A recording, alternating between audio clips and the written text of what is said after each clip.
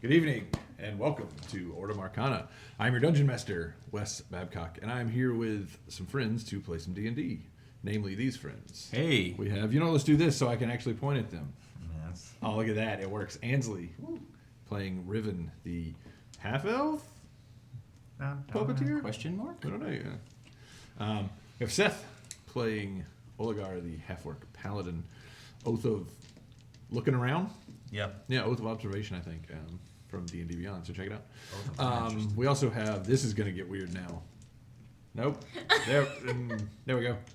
Tila, playing, I'm watching myself in reverse. It's really weird watching the stream. Like down. Yeah, over there. Somewhere. Tila Oh, the playing rainbow. Genesis, the undead, reanimated human Weirdo. sorcerer. Weirdo, yeah.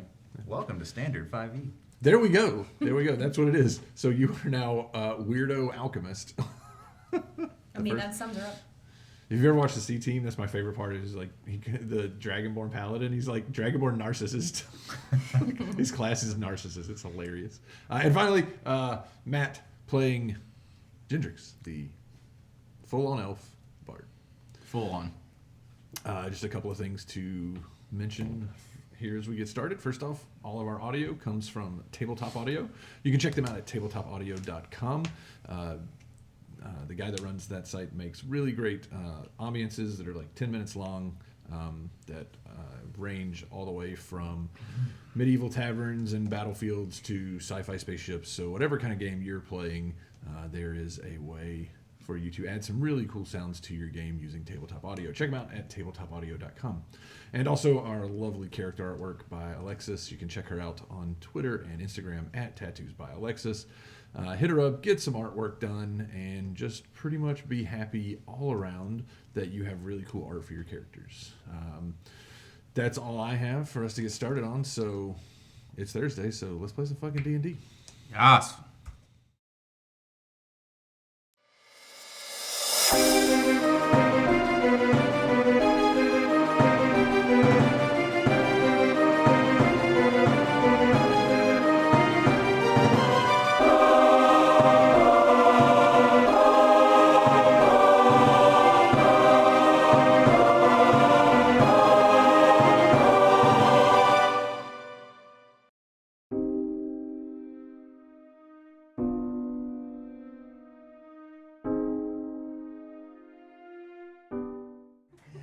All right, and we are back. Welcome back. So let's get a quick recap of what you guys have done so far. So you've made your way to the city of Sharn. You have been taking on some bounties and contracts for the House Thrash, of which Oligar is a dragon-marked member. And you've been doing some different things, killing some ogres. What else did you do? Fought some hookers. Killed a were-rat. But now you have headed to the cliffside district of Sharn, and you are you've gone to a brothel called the Harbor Nymph, and there were some people that worked in this brothel that have been attacked. One was murdered, another one was attacked and managed to escape, and one was attacked recently and kidnapped and taken away. And you set up a clever ruse to try and lure in this kidnapper and attacker. And Riven decided to use her half-elf powers to look different a bit. And I look like a hicker. a hicker. A hicker. These gosh dang hickers. There we go. Well, you know what? So that's that. But you managed to get into a very interesting fight with a shifter Why can I speak? who is a well-known Hrazak player several years ago in his prime. He is now given to taking odd jobs, and he was the one who was abducting these prostitutes from this brothel. And after a pretty much just standstill fight, Sir Gilliam finally made an appearance after Riven got her gloves on and stabbed Wolf Sootcloud in the head, killing him. And yeah, and that was that. So he dropped a key, which you, strangely enough, despite a ridiculously easy DC, none of you from Sharn recognized what the hell it was until you asked somebody. And they were like, yeah, Been away for a while. It's a warehouse key. And so you went and found the warehouse in the stores district, which is in Lower Dura, quite near to Cliffside. And when you started to make your way in, you noticed that there were just several iron defenders, which are these metallic dogs. And you found a note to a person named Magus that was signed DL, and it talked about trying to find more specimens for his business, whatever he's undertaking. And as you started to walk around these iron defenders, seemingly ignoring you, someone made the comment that you should probably head out and get ready for Jindrix's gig this evening at a tavern in Firelight called the Open Maiden. Today is, in fact, the day that Corvair celebrates Aureon's crown, Aureon being a god of knowledge and magic, and this holiday is to celebrate the coming of magic to Eberron and to Corvair, and to honor the god Aureon. And Jindrix has a gig tonight. But as you were saying this, you hear a gravelly metallic voice in the background that says, "Oh, I don't think you'll be making it to that performance tonight." Of course we do. And with that, we might as well go ahead and do that thing called rolling initiative. That thing you do. Initiative right out the gate. Nope. Look at that. Can't Ah. speak, but I can roll. I wasn't expecting you so soon. Okay. I'm still terrible. not expecting him up here. I mean, from the looks of it, he's right behind me. Weren't we? We haven't moved, so weren't we all at that barrel over there? No, you guys had made your way around into the different rooms and... No, me and Genesis were definitely. But this one was locked with the green note. Okay, on yeah, it. well, okay, put yourselves there at that door. So put yourselves where you thought you were. I didn't know exactly where you were. Because I we're know all I was, reading like, this over note here. that we found that said. That's right. It was at the blue container, but you probably have moved around since then. But I thought that one was locked and it had it. It was under and the we had to flap pull under it. the flap down door. Of this Oh, one. gotcha. Yeah. Okay, sorry. So Wherever we're- the note was, that is where we were reading it. All right. Well, then they are right at the door. If you want to back them up right into the door. Sure. Okay. I don't know if you guys were reading the note with us. Well, I read the note, but I don't remember if I put Williams to look around. William, I mean, it's So- possible that he was just with you. where were you? Oh, where were you on the night of the murder? I want to say I was by the note. I really don't remember. Just put me somewhere. Yeah, just put me in there. Well, Okay. I look like it's So, initiatives, Jindrix. 14. Nice. What's your dex mod? My dex mod is a 6. Okay. And your dex mod? No, it's not. It's a 5. Okay. It's a 4. Sorry. Oh, okay, we'll get there in a minute. It's a 3. Yeah. No, it's Go not a here, 3. It's not a 2. Okay. Oliver. Definitely a 4. I'm on a hot 6. 6. Solid. Genesis. 10. All right. And Ribbon. 16. 16. Your bitch is flying out the gate. Okay. Yeah, I did. That's All how you right, feel. then. That's Yes, why your that hair's can flying happen. backwards. Yeah, that's why my hair's flying So, backwards. as you hear this gravelly voice, Riven, you turn around and are quick on the draw. What do you do? Well, first of all, I'm gonna get my little. I don't know if he would be beside me. I don't know where he was at. Well, I'm gonna say he was beside me because. Okay. And then I'm gonna like. 1,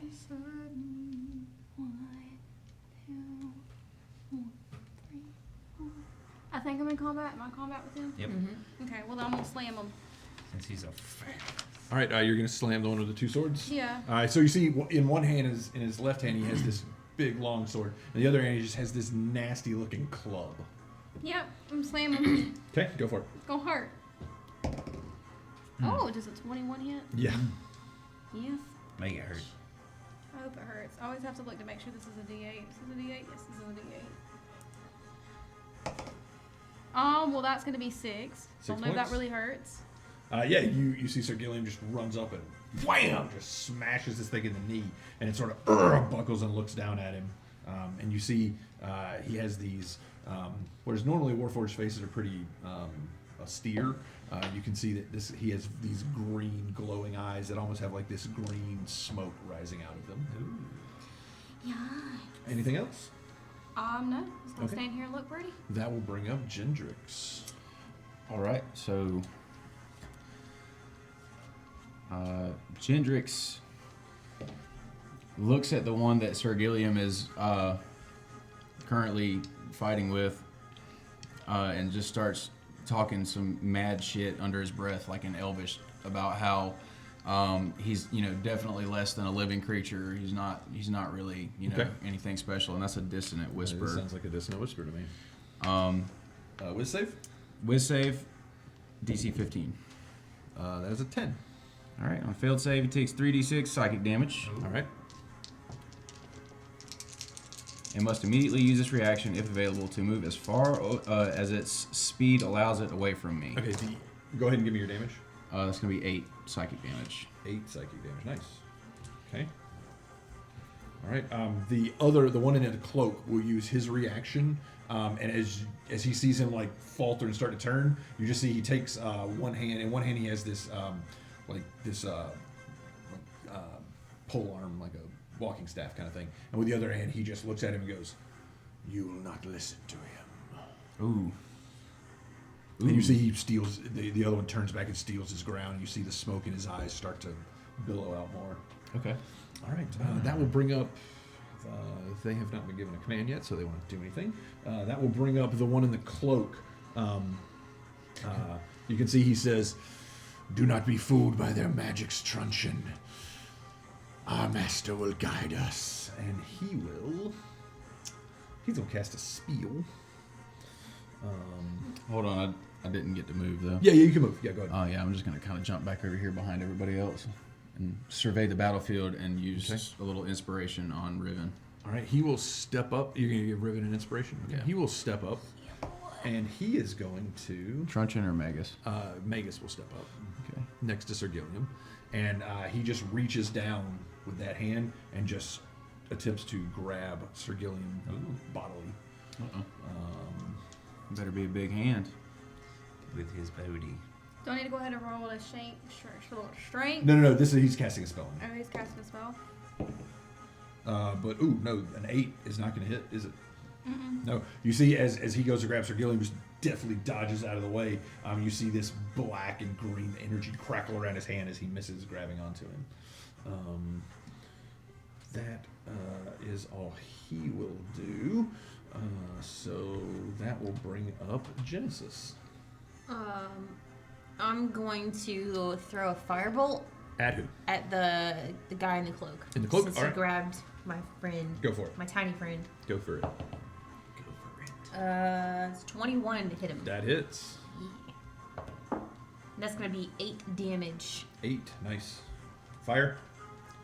Yeah. Okay. Yep. Yeah, you see that hits him and his cloak sort of gets knocked out of the way and a little bit of it singes. He just sort of turns on you. And as he does, you see his hood falls back and he has these same green glowing eyes. You notice now that both of them carved into their head. You can't make out what it is, but it's some sort of a rune that also now, as they have both taken damage, is starting to pulse green. All right. That will bring up the other Warforged, who will try to smack Sir Gilliam. If I can find a D20. So he will make 2 swings with his truncheon. The first one is a 17. That's right on the dot. All right, and the second one is, that's not as good. That's only a 9. Okay, so his truncheon does a D8. So that's 6 points of damage, 6 points of bludgeoning damage to Sir Gilliam. And he only got hit once with the truncheon, but he will use his bonus action to swing with the longsword. And that is a 23. Yep. Which will be, he gets an extra d6 of damage because he did hit you with the truncheon, which is going to be 11 points of slashing damage from the sword. Okay. And then that will bring up Oligar. Alright, cool. Let's see. So if I moved, so 5, 10, 15, 20 here, can I surmise that Sir William is parrying that opponent for me? Yes, you would be able to get advantage there. Awesome. Then I will smack the Magus Smack us. To Magus. Smagus him. I will smagus him with my greatsword. All right, go for it. Oh, I needed that. 16. 16. That would hit, but you see he looks back at you, and this green barrier forms between you that your greatsword bounces off of. Oh, the bastard. Hmm. And then that is all I will do. Okay, that it? That's it. Okay. That will bring us back to the top of the round, Riven. Okay, so I'm going to move myself up, but I want to ask a question about Thunderwave. Am Mhm. I the center point that it bits from? So, Thunderwave. It says the range itself, 15 feet. Yeah, so basically it's a cube that originates from you in a 15-foot cube. So it originates at you. Okay, well then I'm going to move myself up. Okay. And I guess I'm going to move right. Well, I would have moved him back. Okay, yep, you can do that. Moved him, or moved myself So if you up. if you're trying to hit them both and not hit Oligar, which I assume Yeah. is your intent, then if you stand right next to Oligar, you'll be fine. Okay, You'll get them both. so like... If I you literally stand just stand right here- next to Oligar, yep, they will both be calling, and Oligar will be on the edge of the cube. Now, Sir Gilliam will, if you leave him in where he was, he will get hit. Okay, But in that So- position, you can hit them both. okay. I was just double checking. Yeah, I'm going to cast Thunder Yep. Yeah, Wave. Oligar will be on the edge of the cube just like you are. So you cast Thunder Wave, eh? Yep, All right, what is that con save for me? it's a con save. Okay. All right, so for Truncheon, that's a 15. That passes. And for Magus, he doesn't have as good a dex. Or con, I mean. That's only a 9.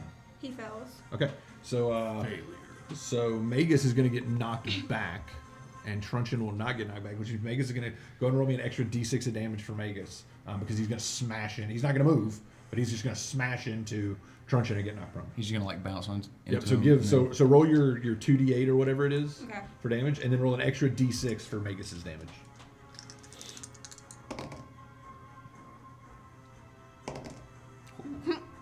So 11, 13. That's the total Yeah. with everything. Okay, so 13 to Magus, and what was just the d8 total?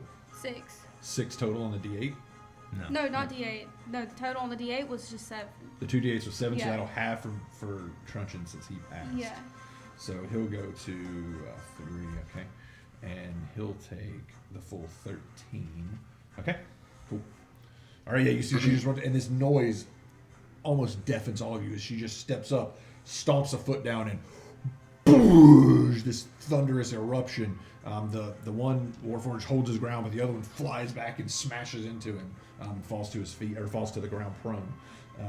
Anything else? All right, Gendrix. When did you learn how to do that? All right. Sorry, I got a little caught up in the combat there. Mop. Mop. Not this again. All right. So the next thing that I'm gonna do is I'm gonna throw a bane on Truncheon. I believe you can target 3 creatures, if I'm not mistaken. Okay. Yeah. I can. Totally do that. Yeah, correct me if I'm wrong, but I think that's how it works. No, that's totally how it works. I just wasn't paying attention at first. Okay. So I'm gonna hit the wolf guys have not made a single move towards us, They and have not yet. I am not going to provoke them. So I'm just gonna do Magus and Truncheon. Okay. All right. So and that's a for charisma save. For charisma each. save. So for Magus, that's a 7, Fail. and for Truncheon, that is a 9. Fail. All right. Nice. So they're both baned. Okay. Moneyed. Which means... What does it look like when you? What does bane look like? It kind of looks like if you could picture like when a cleric casts bless on somebody, maybe like there's like a little light aura around them. Well, when I cast bane, it's kind of like a deep purple like void, So it's a dark like blessing. kind of a negative blessing. Yeah. The unblessed. I like it. It's a negative Okay. blessing. Anything else for Gendrix? This time I'm gonna give some inspiration to Genesis, Sweet. and I'm gonna stay right there where I'm And at. that will bring up the Iron Defenders. They have been given commands at this point. Oh no, I should have picked one. All right. So the one that's over there behind the box will run up and attack. This box? Oligar. Yep. Oligar. All right. So he's gonna make an attack. But no, that's only a 10. I will nip. All right. Let's see. The one. Where's the next closest one to a party member? Behind this box. Okay, yeah, he'll run up to whoever's closest, which it looks like maybe is Gendrix or Genesis. Mm-hmm. Okay. That's what's be me. Natural 20. Oh, a big oof.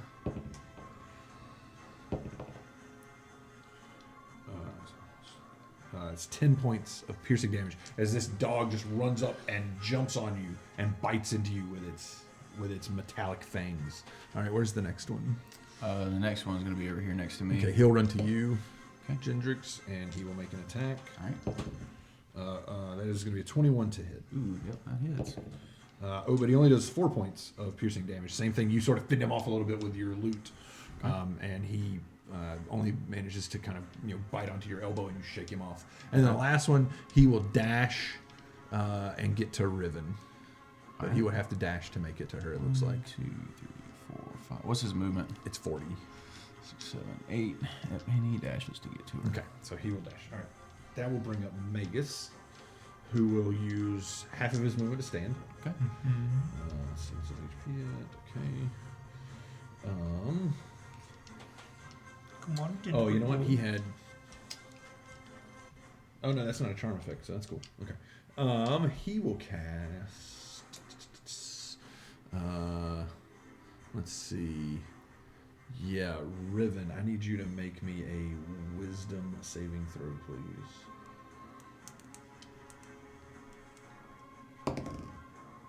That's gonna be a 9. A 9. You see as he stands up, he pushes himself up with a staff and he waves a hand at you, and you feel your body just convulse and tense. You can't move at all. It's fine. Oh shit. Okay. That will be his turn, which should now bring up Genesis. I should know this, but inspiration is D6. Yes. Currently, Bardic And- Inspiration is D6. If I roll, can I then add it afterward? Mhm. Okay. Cool. Not before I tell you the result, but Okay. I'm gonna use Scorching Ray. okay. So she's gonna drink her potion. Who all are you targeting with your I'm gonna Scorching get Ray? the dog that bit me. Okay. So you're gonna have disadvantage because it's a ranged spell attack. Okay. That one, this guy, Okay. and has this dog attacked yet? He bit her, The one right? on Riven, no, he had to dash to get in range with her. Okay. I'll go ahead and get him. Okay. All right. So let's do the one on you first. So. Your disadvantage. Okay. Dang, it, that was a nat 1. Okay. All right. So Sure, the Polly. one on Riven.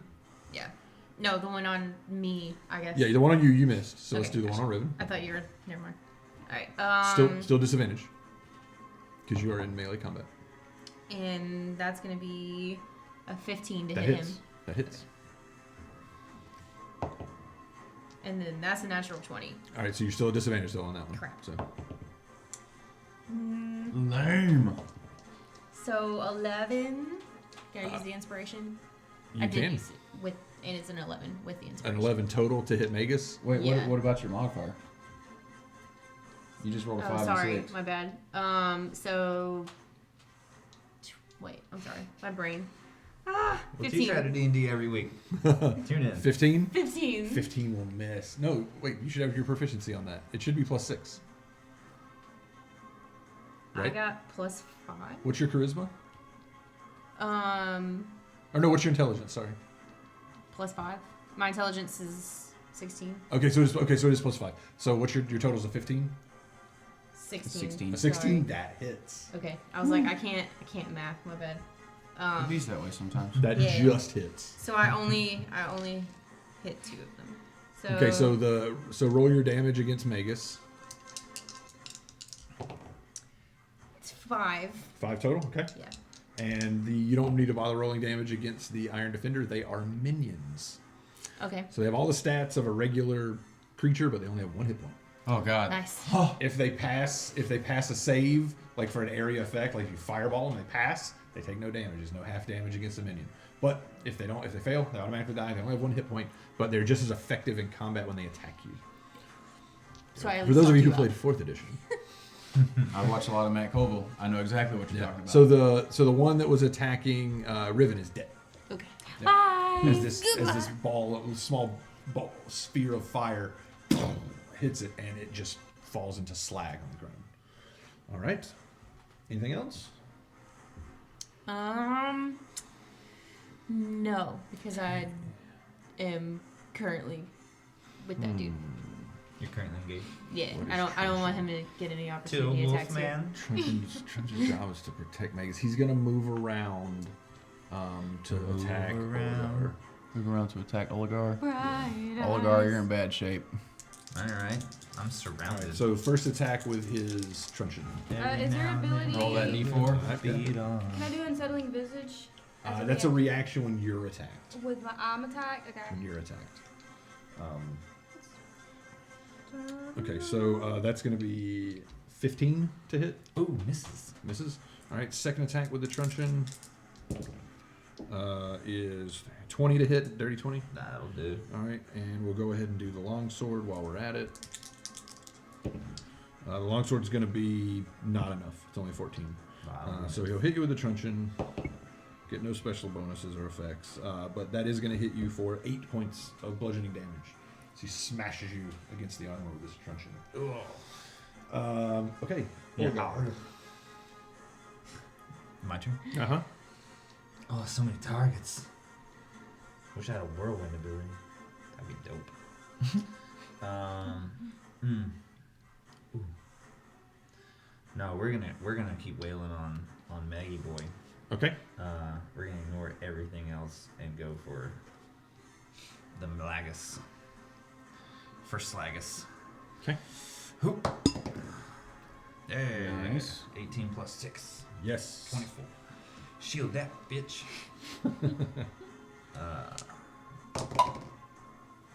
Reroll that one. Yeah. There you go. Ooh. 11 plus Oh, boy. 4. 15. Eat a dick, Magus. Oh!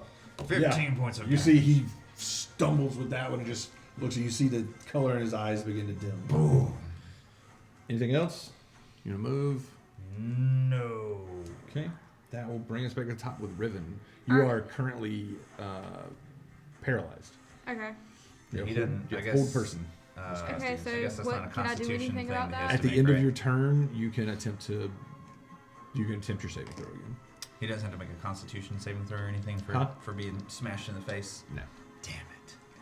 Unless you have anything that makes him do that. No, that's No. just, Okay. I'm hoping. Yeah, it just hurt really bad. I'm hoping. Yeah, he's not looking great. I don't know if whole person was Yeah, so, constitution. so I at the mean, end of the turn. Oh! concentration. Whole person is concentration, I bet. I didn't think about that. Yes, concentration for 1 minute. So you did 15 points of damage. 15 points. So it's going to be a 10.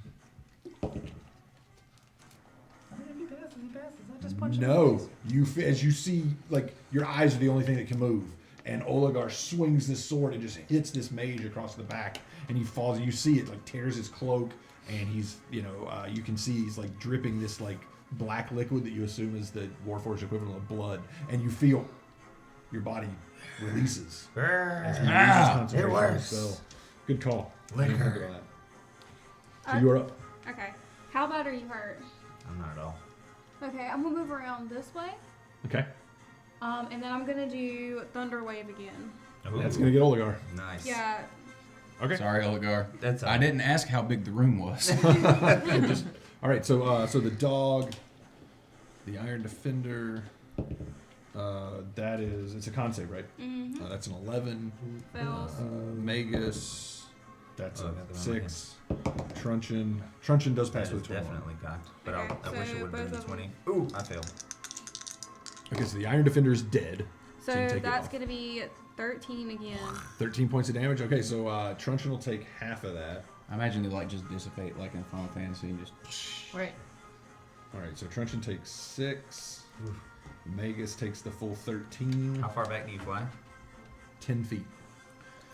Oh man. Oh, I'm gonna hit that barrel. So you're going to hit right next to it. Okay. Oh, it's just a flat 10 feet. Yeah, no, Truncheon passed. Oh, Truncheon passed. Yeah. So Magus will fly. Yeah, there you go. Okay. And they're prone. Yep. And I can still move Sir Gilliam's, can I? Bonus action to move him, yeah. Okay, so I'm gonna move him. We're just splayed out everywhere. Well, if he can move 30, can I move him around and put him beside Oligar? Is it ready to put him Where's beside that right Oligar? there? There There's We're room right like right there. here. Yeah, there's room beside me, beside the barrel. Okay. All right. That will bring You're up... just facing the wrong Oh, direction. crap. Okay, that will bring up... Gendrix. So yeah, as I'm like fending off the bite of the wolf, the Iron Defender, I'm gonna like whip out Feather and make an attack against the Iron Defender. Okay, go for it.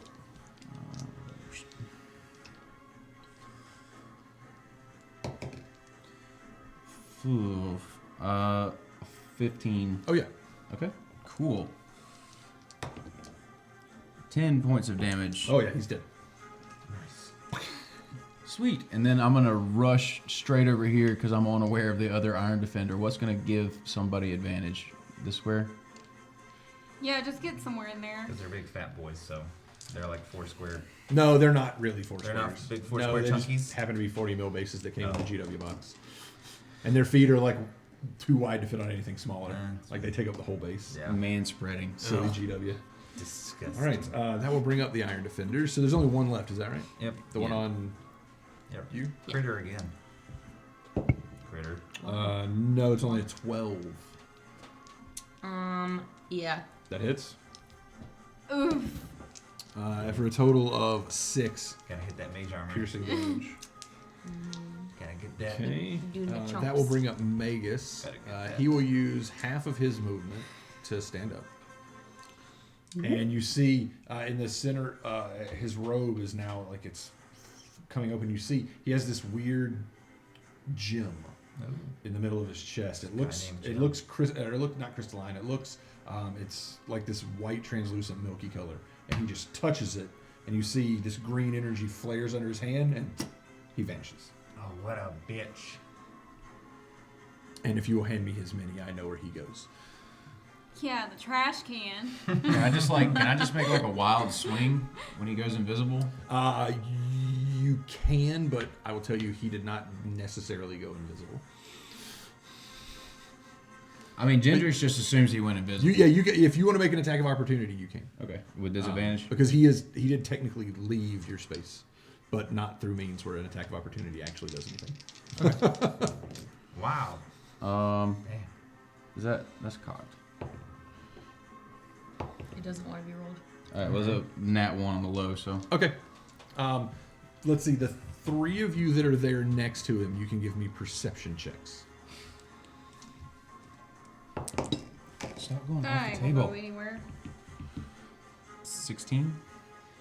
I believe it's a 7.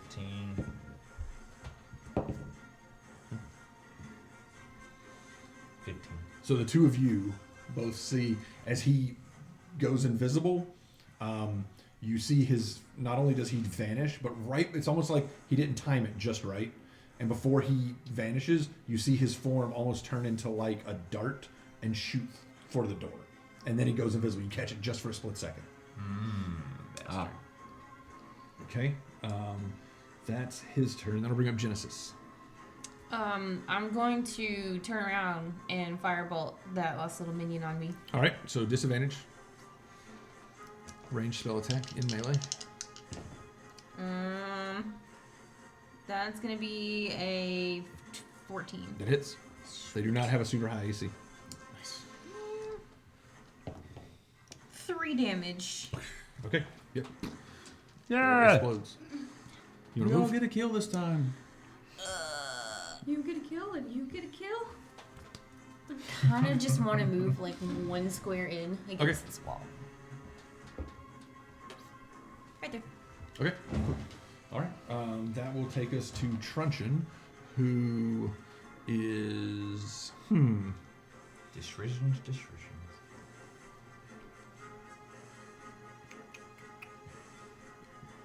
Yeah, you've been knocking him around with that thunder wave. He's gonna go after you. So he'll turn on Riven. Unsettling visage. Huh? Unsettling visage. Oh, so you give him disadvantage? Yep. All right, we'll talk about what that does here in just a moment. And the 4. Yeah, I got him. I'm just saying. I got it all. Okay, so with the disadvantage and the minus, he's gonna miss because he rolled poorly. I'm gonna finish his attacks and then you can talk about that. Second attack with the truncheon. Oh, that's my hit. That's going to be plus 7, 20. 30, 20. That's gonna hit. All right, and with the longsword, that's going to hit too. That's 24. Okay. So the Wasn't bludgeoning, so unsettled. the bludgeoning damage is 11, Okay. and then the longsword damage is 9 points of slashing damage. Okay. But you don't feel confused by getting whacked by this thing. By All right, so yeah, truncheon. unsettling visage. Explain what that does. Basically, hold on. I think I need to fix that. Basically, my face turns into something ugly, like something I guess scary per se, but like it kind of like morphs, and you can't tell what it is. It's just something scary, but it's been creatures within 30 feet of the radius, or not radius, but within the area. See, everyone in 30 feet sees this as this half-elven, red-haired woman for no, it's not even for a split second. I rule this happens a little bit differently. You see, all of a sudden, she just changes like that, and it goes from this half-elven girl to this gray, pale gray skinned. Are you basically the same size? I imagine that how I see it, unsettling visage is that I'm pissed and that I'm morphing like multiple Right. Yeah. forms all at the same Well, no. time. You basically turn back into your actual form. Yeah. So, like, is Mars smaller or bigger? No, the same size. Exact same size? Okay. Yeah, so all this, you notice the skin goes gray, the hair is this brilliant silver, and the eyes have this just piercing, like, molten, white hot visage as she looks at this thing. And as he's swinging on you, he doesn't realize it because he's just wailing on you.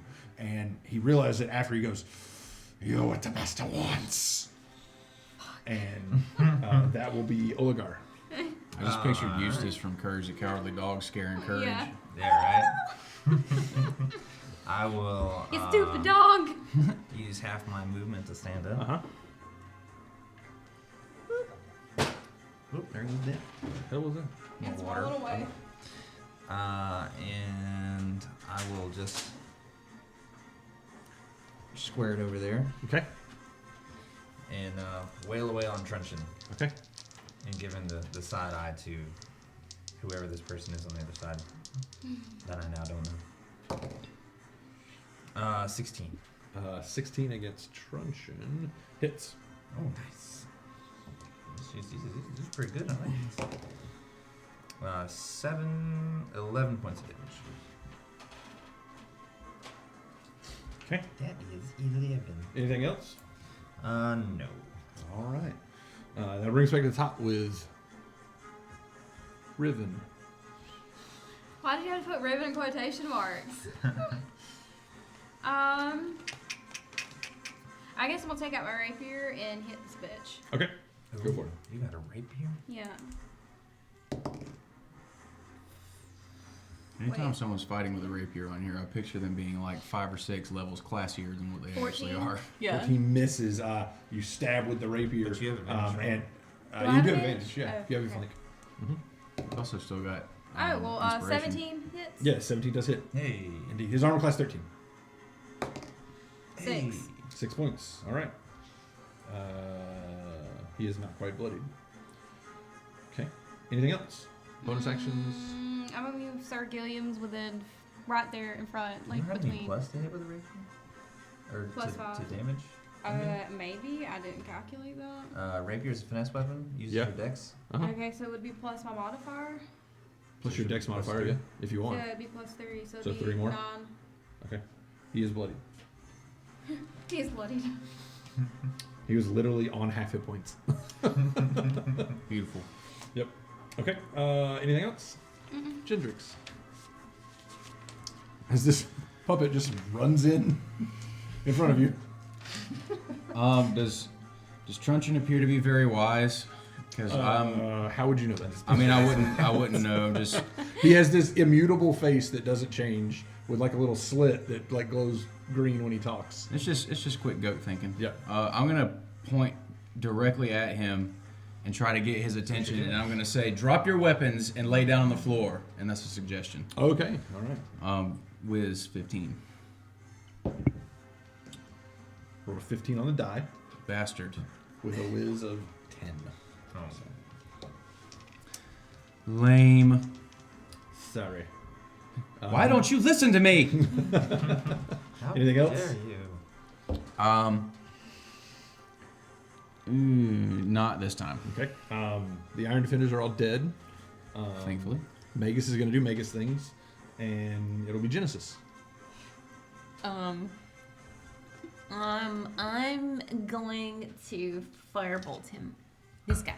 Okay. I mean, Oh, I should specify. The only person in the room. Not all the guards. I do. 17. yes. Right. It's gonna be a mighty 3. Okay. 3 spicy. Anything else? No. Okay. I'm gonna try to With stay. that, he will. He's first going to make a grapple against you. Why am I always being grabbed? Uh-oh. It'll be like that. Oh, my concentration would have been dropped on Bane with Time to make that sandwich. suggestion.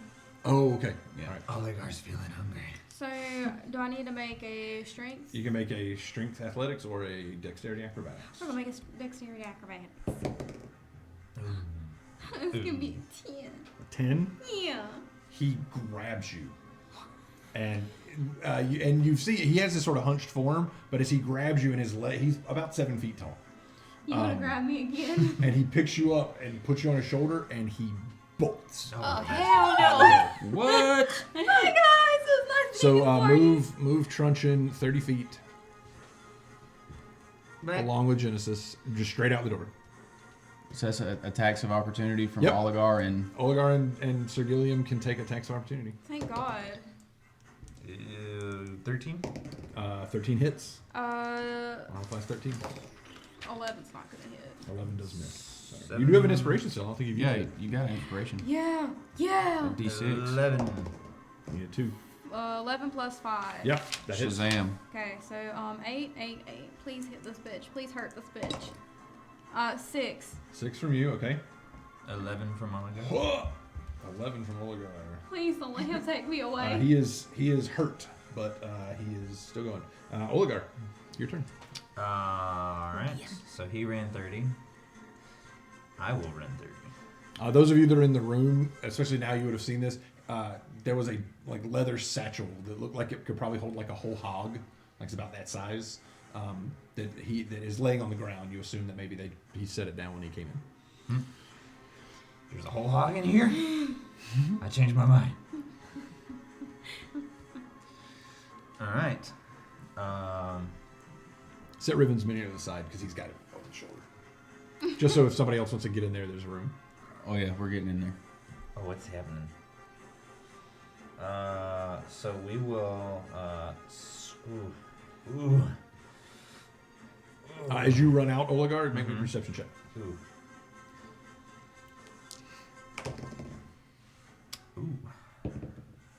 24. 24. You see to your right down the street. Mm-hmm. You see Magus. Oh, bastard. Like just standing there?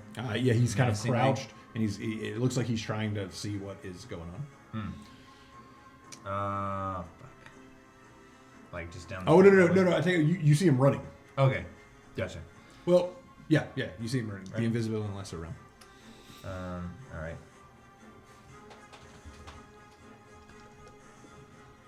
I will. Wait, I was gonna- Probably you're the only one that sees this. But, I'm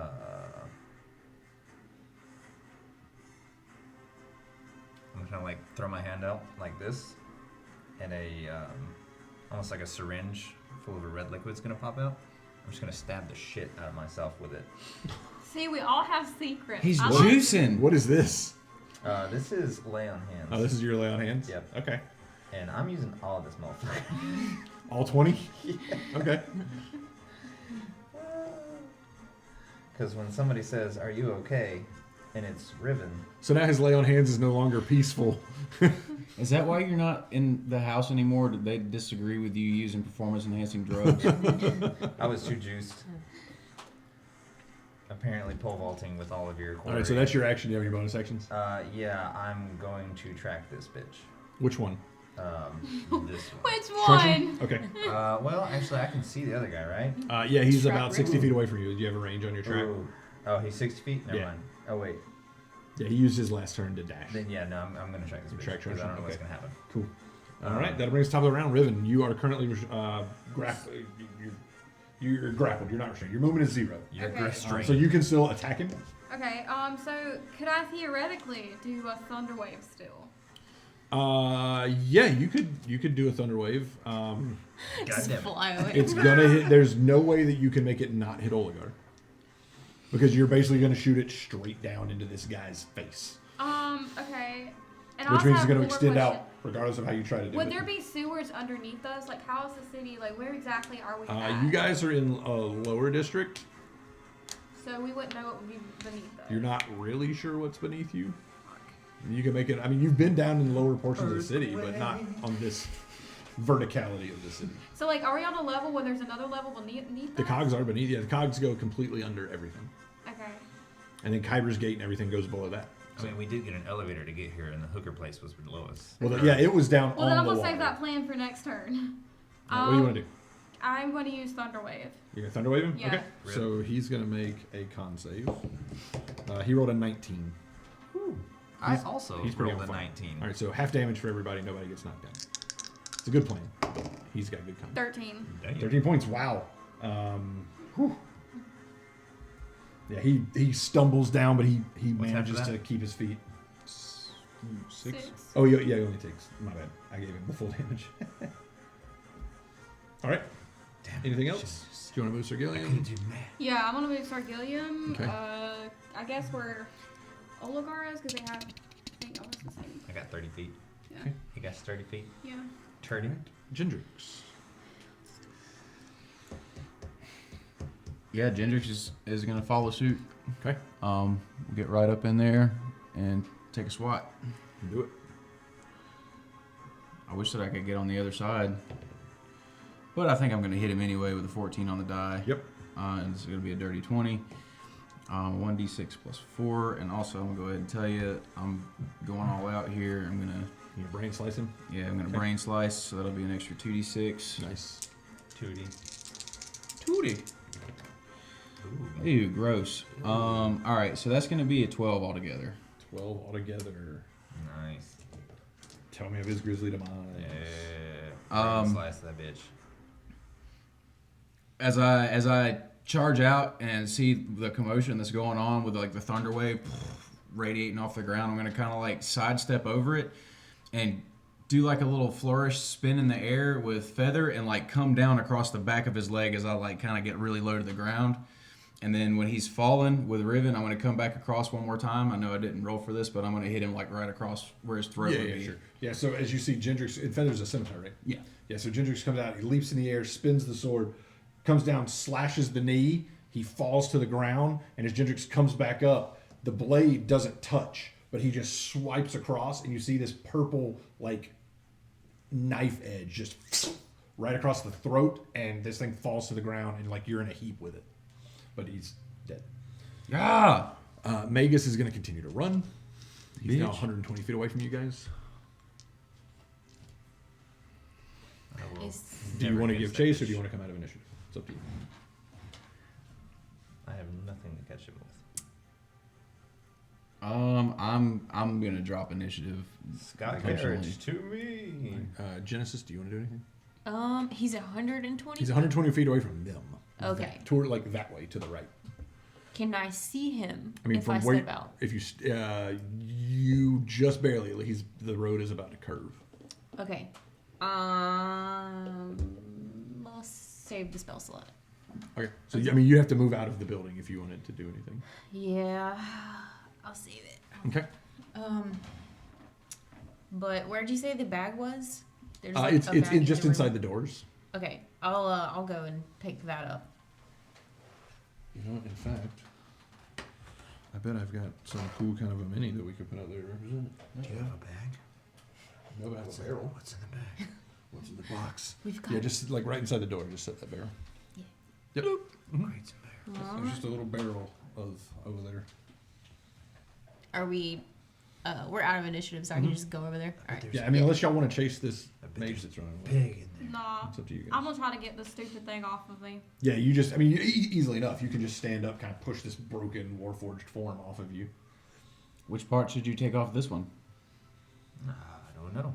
Suppose we'll take him inside and see what else is in here, and I'll just drag the whole thing in there. Okay. Yeah, so you guys go back in. Truncheon inside. Okay. So you walk back up. You walk up to the barrel. Mm-hmm. Okay. Yeah. Will you do anything with it? It's like I don't know. This is a dumb question. It's like a normal size barrel. It's like a person could technically fit in there. Yeah, it's probably like 4 feet tall. You didn't see, but you figure he was probably like carrying it on his shoulder or something. I'll first kind of like knock on it. Do I hear anything? Sounds hollow. I'll like open the lid. Okay. Yeah. So you do you have anything like it's a banded barrel? Do you have anything to pop it open with? I've got a dagger. Okay. Yeah, you could probably wedge that under there and kind of cut some of the ceiling off and pop one of the ends off of it. When you do, you look inside. There's 3 devices inside. They're roughly a foot tall. They sort of look like the ooze canisters from Teenage Mutant Ninja Turtles. Nice. But they're empty. There's nothing in them. But they have like all these gemstones and runes encrusted around either end. You recognize what these are, although they are somewhat different. They're the receptacles that you use inside the binding chamber. Okay. From the note, it did say that whoever had written this note had prepared some more receptacles for them to. But these look pick up. used, right? No, these do not look used. Oh, okay. They look new.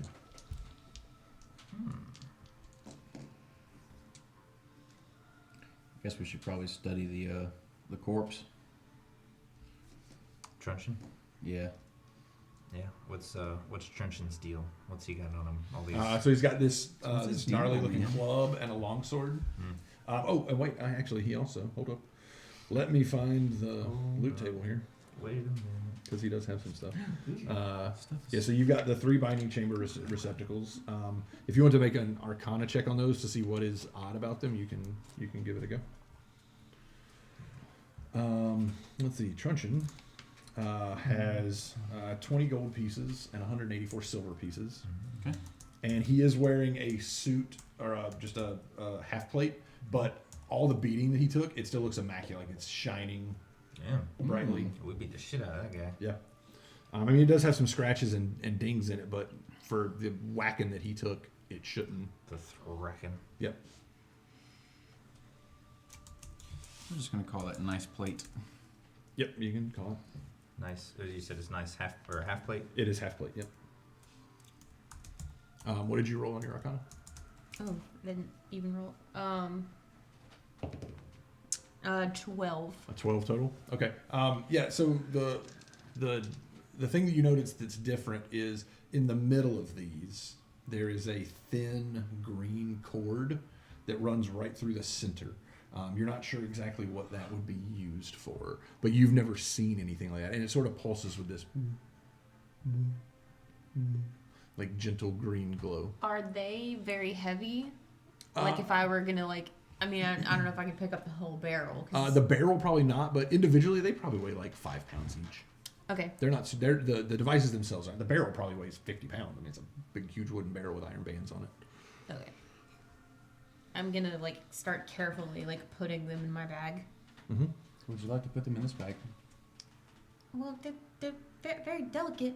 Truncheon also has another Careful. key to this storehouse. I'll put 2 of them in your bag and 1 in mine. Okay, I mean, this bag is magical. I think he's saying if you fall down the stairs, So in it'll this break. room, And if okay, he falls was there down- like a person shaped? I'll go ahead and put the 3rd one in there, but No, so she's the very only, much the only thing that's in there is that control panel. Okay. And then there's what Genesis told you was called a binding chamber. And you can see in the binding chamber, it looks like, you haven't seen the recess, so you're not you're not really sure, but that's what's in there. It's what she called a binding chamber, and then the control this control panel, like big sort of workstation like control panel. And the binding chamber is like, is it big? Like, is there a lot of space in there? Yeah. It has a couple of holes that look like there's things that are supposed to be maybe stuck in there. And then it also has like what looks like a 3D scanner area almost. That's dope. On one side. Okay. The other thing you notice about Truncheon, not only does he have this glyph inscribed on his head, but on his back he has a glyph as well. It's like a different glyph. No, they're the same. Same glyph. Mm-hmm. But the one on the back is probably like takes up his whole shoulder blade, and it's still sort of his pulsing green. Is it the Karnath? Yeah, you know, you've seen it. see it. Yeah, you've seen one of these Karnathi symbols before on a Warforged. It's the same. This one's maybe a slightly different, like stylized somehow different. Give me just an Arcana check. No, it wouldn't be Arcana. It'd be religion. Religion. Not a fan. But I'll take a 15 though. 15. Yeah, you notice, so like the Karnath rune, you notice that like on one side of it there's like what appears to be like almost like scrape marks. Like you get the picture that it's like some sort of a claw that's been added to the rune or the symbol of Karnath. Claw that's been added to the symbol of Karnath. Interesting. Emerald claw. Yeah, an emerald claw maybe? It is green. Oh, so and just to give you an idea, the green that is pulsing like in the rune and it was in their eyes is like this, like electric, like dark green. Like to give you an idea, the green that's in this canister that you're looking at, Genesis, is like the color of the forest. Like it's a soft, like sort of deep green. They're not the same color, just so you know. Okay. What do you suppose this means? I was trying to find where I wrote my backstory. My character's from Karnath, Nope. right? Which one? I keep getting You're them from freaking Onder. confused. Okay. I have it written down somewhere. We'll get there. I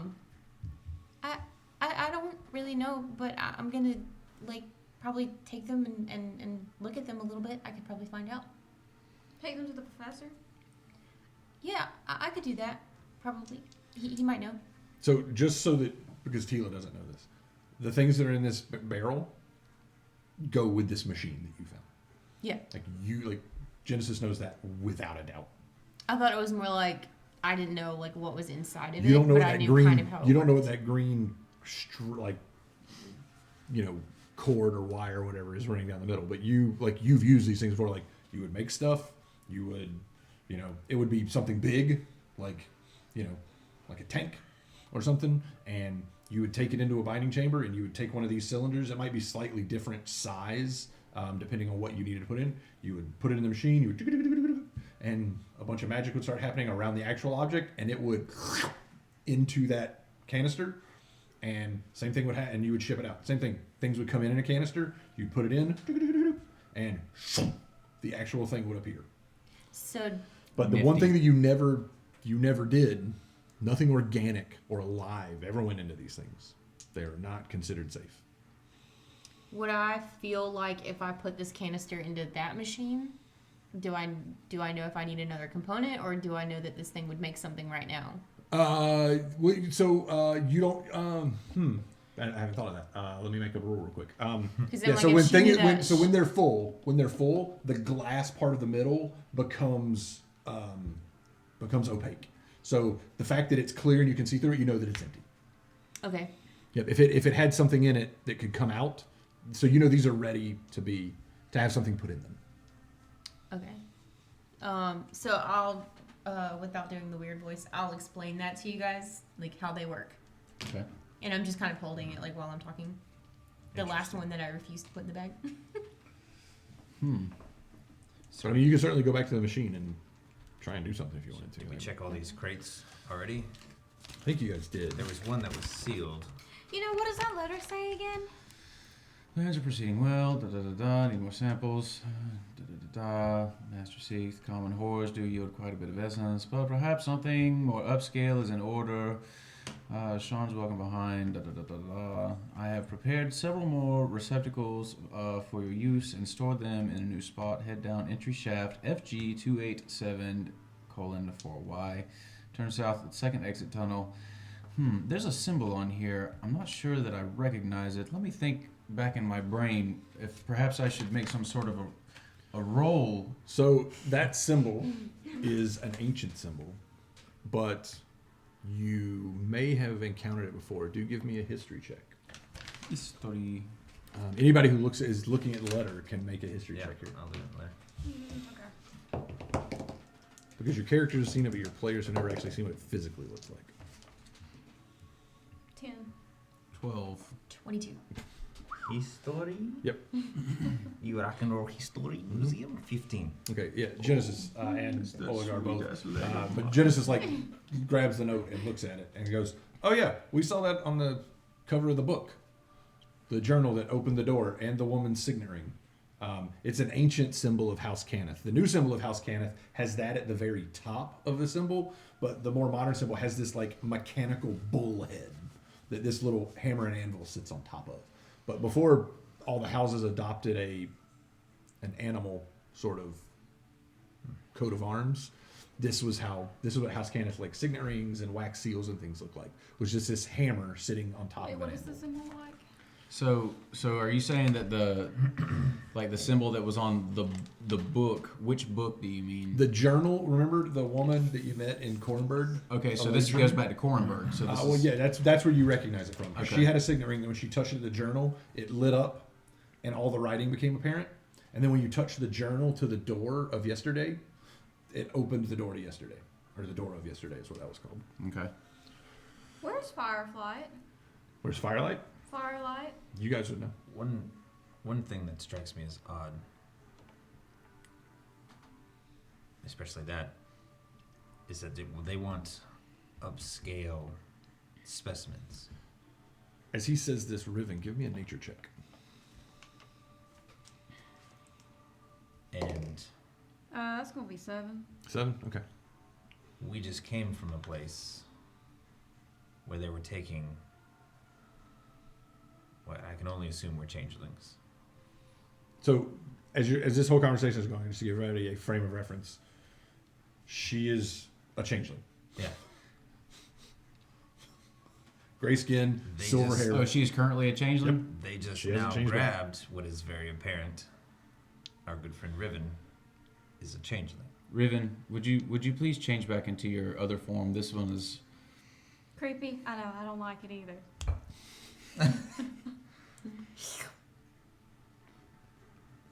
The noise accompanying it is very unsettling. She makes that noise. It makes no noise. thank you. So, How which leads me to my conclusion. We have a job tonight. You have a job tonight at a more upscale. Where is Place. Firelight? in Okay, Firelight. so you guys know Firelight's Lower Memphis. There's the whole section of Lower Memphis is like an entertainment district. Firelight is a red light district. There's lots of brothels and things like that. There's theaters. There's all kinds of stuff. Am I gonna go have to And dress that's where up his as a job is hooker at, right? again? Yeah, I thought so. While The you're Open Maiden. Yep. Is in Firelight. It is in Firelight, Right. and it's also mentioned in the letter. Do you think they were going to be there? Magus certainly won't be there now. Well, he did escape. I mean, we can track him, but The breeding we need. The breeding we need. Breeding we need. Breeding. Everybody just roll me a Breeding. straight intelligence check. Now you already had your chance Um, with that nature check. I'm over here repeating breeding. Breeding. 2, apparently. 22. 19. Okay, so both of you somewhere whether Genesis, it was probably you dealing with a similar thing maybe to what this guy's talking about. You probably just in your training have learned this. Changelings they're very interesting in the fact that whereas humans and elves and things like that, they're all mostly the same physically. They make they're more powerful because they have money or skill in magic. Changelings, on the other hand, depending on what percentage of the doppelganger half of them is present, can be more powerful in this sort of magical alchemical sort of way. If they have a very if they're like 80% human and 20% changeling through their ancestry, then they're probably pretty low on that scale. There's no real way to tell unless you use some kind of magical means, which is probably how you know about this bit. Is that through some weird magical, like, dark extraction process, you can harness changeling essence and use it as a magical substrate. Well, I'll reach into the bag of holding and get at one of the canisters and look at it and hold it up in front of Riven. You don't suppose they were... Be careful with that. I'll like drop it out of this hand and catch it with my left hand and hold it up again. Give me a dexterity check or acrobatics. Can I try to catch it? That's on top of another die, but it's straight up like it's a 17 right there. It's fine. Yeah, you pull it off without a hitch. And then I do this and I say, you don't suppose they were planning on putting say a Riven in this thing, do you? Riven, you're obviously very special. How long were you going to wait to tell us that you could do this? Do what? I feel like the cat's probably out of the bag at this point. I'm hiding. Who are you hiding? Well, let's. I feel like that's obvious. Well, from a scientific point of view, you actually are pretty interesting, and you probably should be in hiding. You know what? I don't think it's safe for us to share a room because I don't want you to wake up in front of me taking notes again. I'm pretty sure you did it the other night. That was one time, but it's One not time. I research everything. It's not just you. I watch Oligar sometimes. In his sleep? Well, no, because I've never been in his room before, but he's pretty interesting Nor too. shall you. But no, I mean, as far as changelings go, and then I'll like explain that entire spill that you said. Yeah, and as she says this, you're like, you remember like people talking about it, but you guys weren't like. Would I know like how thick my ancestry is, full of changelings? Do you happen to know what percentage you are? No. It would be useful to know. To you, I mean. You would give me an Arcana check. I just want to see how much you know about this. That was a crooked die. It was sitting on 19 too, or partial on 19. Let me so 18. Hey. Okay. So with your family history, you don't. What you do know is that you've never met a doppelganger, like a true non-humanoid doppelgangers don't look like humans when they're in their normal form. Changelings do. Have gray skin and silver hair. I mean, they have somewhat of an unsettling appearance because of that, but doppelgangers have like mushroom-shaped heads and look really odd. But what you do know is that there were people in your family that had trouble with shifting, but you are pretty adept at it. So you think that it's like you would with that check you'd be like, well, I might be a pretty high percentage because of how natural it is for me, and then knowing other people that kind of fumbled with it. They try to change into a specific persona for like a stage play, and they'd get the nose wrong, or they would get the voice wrong, or they'd be too tall, or they weren't adept like you. You were a natural at it, just like boom, boom. Anytime they were like, hey, look like that guy, you were like, whoop, and like everything was perfectly right.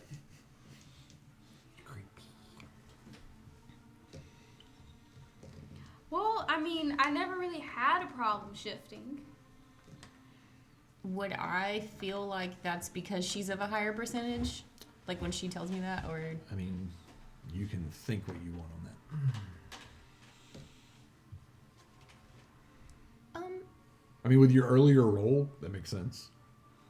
I feel like maybe if it's easier for you, you're probably in the higher percentile, which means that we probably shouldn't let them get their hands on you. But if we want to get them, we can always use me as bait. I don't think that worked out very well last time, personally. Well, it didn't work out this time either. Quick question. Is there money involved here? Like we were supposed to be looking for someone, and that job actually pays. I thought you wanted to charm the barkeep. Well, my thing Well, is, I do want to charm the barkeep, but that is secondary to the money that we were supposed to be getting to be saving your I think there's a bigger friend. problem here. Because if they're taking changelings, then they've probably taken her. But the question is, where the fuck did they take her? Because it sent us here to find her. Well, that's what I'm saying. Like we were looking for her. I guess the best way to find out would be to follow the letter, but I have a prior engagement. And now it's around lunchtime. I need to look at the machine again. And I'll just like take the thing really carefully from you, and I like go and like walk over to the machine. Okay. And we've looked at all of these crates, right? All Yeah, these crates you found everything of value. They're all open.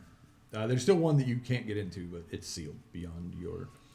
You said the other key that we found was to this warehouse. Yep, it's got the same. Where's the inscription on open it. maiden in the trusted house? Would that be in Firelight? They're both in Firelight. They're both in Firelight. Can I like can I say that I like spend a little bit of time with the machine, because I feel like my character would know what she's looking for? You know exactly how it works. Okay. Is there any way for me to kind of try to figure out what they were making or what? So it they doesn't were make doing? things. It packages them up. It is a shrink packaging system. It puts tiny little ribbons. Like literally, you can take big giant things like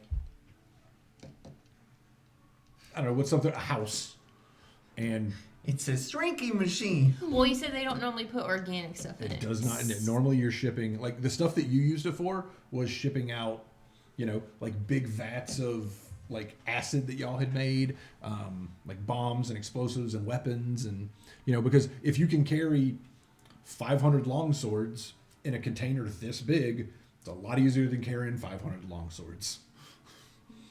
And all you need is another one of these machines on the other end to make it pop out 500 long swords. Okay. I'll come back out after a little bit. I think we should head down to this entry shaft. I guess Genesis is in the control room or whatever. And then, while you're performing, check out the open maid in the trusted house. So What did you say you were performing again? the open maiden. How far is the trusted house from open maiden, or would I even know that? I have no idea. How far is the open or trusted house from the open maiden? Oh, it's Yeah, I mean you've been in Firelight a lot. They're Mustard. they're in the same district. They're probably a couple blocks from each other. just stone's throw away. Like, they're on different streets, but like a couple minute walk between the two. Just one bar song length walk. What does that equate to? A couple of minutes. 3 or 4 minutes. Depending on how fast you're walking, naturally. Should we split up? Never split apart.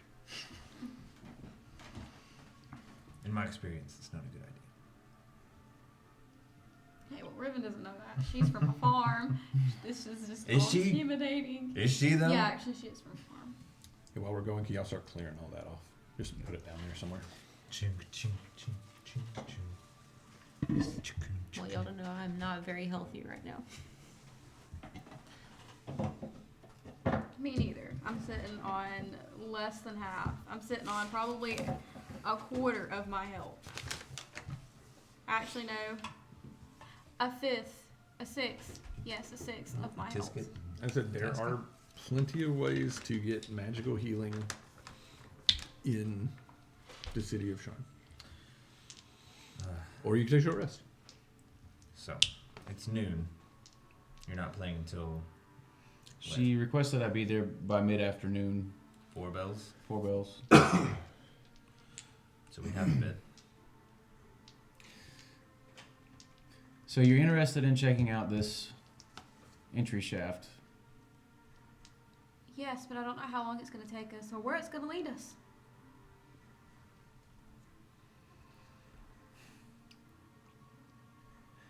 So, say I do go perform, and perhaps you come with me. We can use you as bait, like you said. Meanwhile, the two of you can maybe keep an eye on the entry shaft and see what kind of rabble comes in and out. And that way, if Riven gets grabbed, they're like to go towards the entry shaft. Or the warehouse and put me into a tiny little ribbon can. I've never seen anything organic go through these. I'm not sure how you would fare. Well, I mean, with that attitude. Well, You had a can-do attitude. Stop. You can certainly try and put her in one. look at Thus ends the adventures of Riven.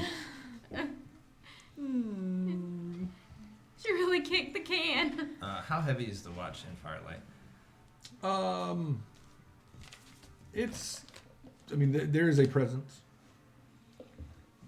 I would say it's normal, meaning there are city guards that patrol. There are several watch precincts because there's a lot of money that goes through there. Even though it is seedy, there's still lots of money that goes through, especially with the casinos and the brothels and the racetracks. There's all kinds of stuff there. There's a sky jousting arena it's not in Firelight, it's in Torchfire, which is it's in Lower Memphis. Well, And even though it is a lower ward, it's probably the nicest lower ward. As far as other than when you get up into we're not actually a red light district. Red light district's in the upper part where you have escorts instead of prostitutes, and things are very fancy and ritzy. Like it's a nice area of town. Like if you go to Firelight for a night out with friends, you're probably not going to get mugged. It's still nice. my suggestion, take it for what you will. With Truncheon dead, either Magus will get a new lackey, or he might attempt something by himself. Whoever wrote this letter assumes that Magus is doing this either with himself or with someone else. So I think now that Truncheon is dead, he won't make it to Athenia's companions. He'll try to hit somewhere not as heavily guarded. So I think we stay in Firelight. That sounds good. I don't think there's any point in going to the entry tunnel until after you've played, after we've watched both of these places. True. Besides, we don't know how well guarded it could be. Right. It may be a setup from the beginning. Do we feel like your friend would play as bait?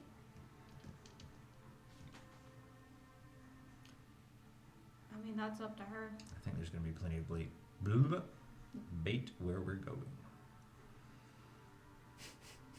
I kind of just was wondering if we could put her in one of these cans. You just want to put someone in those cans. Well, I just don't theoretically know how it would work. I would love to see the process. It's disturbing, but I'm sure we can come back. Okay. Now I think we either visit Jarasco or we go take a rest somewhere. Jarasco's fine. Depends on how much you want to pay. I would like to be nice and cleaned up before I'm sure I have blood on my face. Do we know where the nearest house of station. healing would be? There is a Jarasco hospital in Lower Memphis. And that's where we're going, right? Mhm. Then I guess we will head that way. I need to be healed. Let's make our way then, shall we? So yeah, it takes you about a half hour or so to navigate, and you eventually find, and it's smaller. It's in. Give me a second. Oh, yes. So Give me many a second. documents. My old home. Right next to Get It Your Damn Self.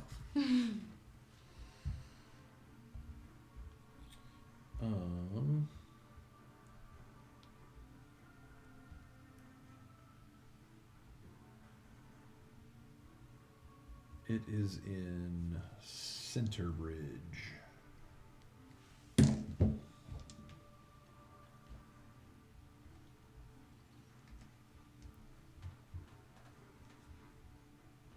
Which is. Give me. You'll talk amongst yourselves. I'm bringing up a map. DL. The initials on the bottom of the letter. Do we know anybody with those initials? I don't know. Give me a history check. 15. You know exactly who that is. Can we do that? Dennis Lennis. Matter of fact, you're coming up on his house now. Mystery solved. Dope. He gives himself up. Okay, so just to give you an idea, you have 5 neighborhoods, 5 districts in Lower Memphis. In the southeast is Firelight. In the northeast is Torchlight. In the middle is Centerbridge. And then the southwest is Downstairs. And the northwest is Forge Lake Towers. Holy shit, who named me? They didn't want to have light and downstairs and on the bridge. I mean, Centerbridge, I get. But Rest yeah, of it. Centerbridge is where the Jurasco Hospital is. Good. The I stopped Centerbridge. trying to figure out why they named these neighborhoods the way they did a long time ago. Torchlight, firelight, isn't that almost the same thing? You would think that, but apparently not. It's close. Just wait till you have to go downstairs. Or upstairs of downstairs. That's very when it gets true. tricky. Yeah, What so is you this place? It's left of Centerbridge, and then you have to go upstairs. So you make it to Centerbridge to the House of Healing. You come in and there's a halfling attendant in a white smock sitting behind a counter. George says, "Oh, good afternoon. Ooh, looks like you've had a bit of a scrap. Here for a bit of healing, I suppose." Indeed. I need a lot of healing. So you do look fairly rough, my dear. Let's see here. How quick do you need this done? Well, I have an appointment at 4. Oh, well, we have a bit of time. He says, if you will just take a seat in the waiting area, and we'll have a healer with you shortly. Sitting in the waiting room filling out forms. I don't know Is what there my family's anybody- medical is history. there anybody Yeah, she does give you a stack of forms to fill out. But eventually, another halfling, once again in a white smock, but has like a like some sort of a weird device around her neck, walks out, kind of looks up to all of you and says, "All right then, follow me. We've got a bit of work to do for you folks. So follow me. Let's not dawdle at all." And she just starts walking. She goes into the back, and she takes you into a room that has several chairs. She says, "All right, everyone have a seat." We're gonna have group therapy? Just- Yeah. Well, Talk it about would be feelings, quicker yeah. if I do it. If I do some overall work on everyone first, and then I'll touch up anybody if you want to pay the coin to finish you off. But let's see, everyone have a seat first. If you would be just you can talk amongst yourselves, but keep your voices down. This will take me about half an hour to do the ritual here. You see, she comes to each of you and gives you a small bowl that has like a broth in it. And you can see there is a ritual circle drawn around, like a permanent ritual circle drawn around the chairs. And she walks back and forth to each of you with like salves and stuff. And like if you have like any open cuts, she's like literally like putting antibiotic like ointments and things on them like that. But eventually she does start to sort of chant a bit, and she'll cast Prayer of Healing. Actually, before she does that, she'll say, "All right, so let's discuss fees here. I can do a quick prayer, like I said, about a half hour. That will run you for 4 people.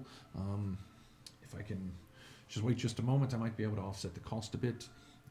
She comes back a few minutes later. She says, if you don't mind, we've got another couple that needs a bit of help. They can help offset the cost of this if you don't mind. Sure. Oh. All right, so she says, all right. So she brings them in and sits them in the other two chairs that are in the circle. And she says, all right, so It's like a hibachi. yeah, she says, all right, so this prayer, it will, normally it costs 500 gold. That will be, I'll use a little bit extra oomph.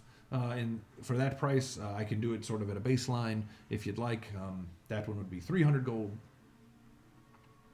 Once again, that's split up amongst the 6 of you. That's why we brought in these extra folks. They needed a similar type of work done that you folks did. So if you want to split the 500 6 ways, you can do that, of course. And like I said, I can give it a little bit more oomph.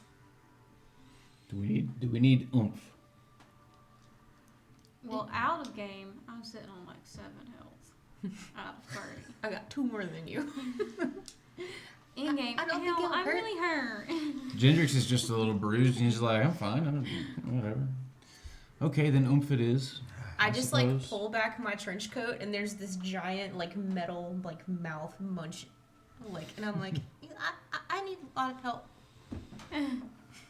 The other two, they look like they've had some pretty rough scraps, and they're like, yeah, we'll opt for the higher prices. Why don't we split that 6 ways? And she just sort of looks at him and she says, well, if you split 500 by 6 folks, it'll be 83 gold apiece. 83 gold apiece. Well, I'll Quite a lot of money. open Well, up the bag of it'll holding. heal you up right quick. Out of the party fund then? Out of the party funds, please.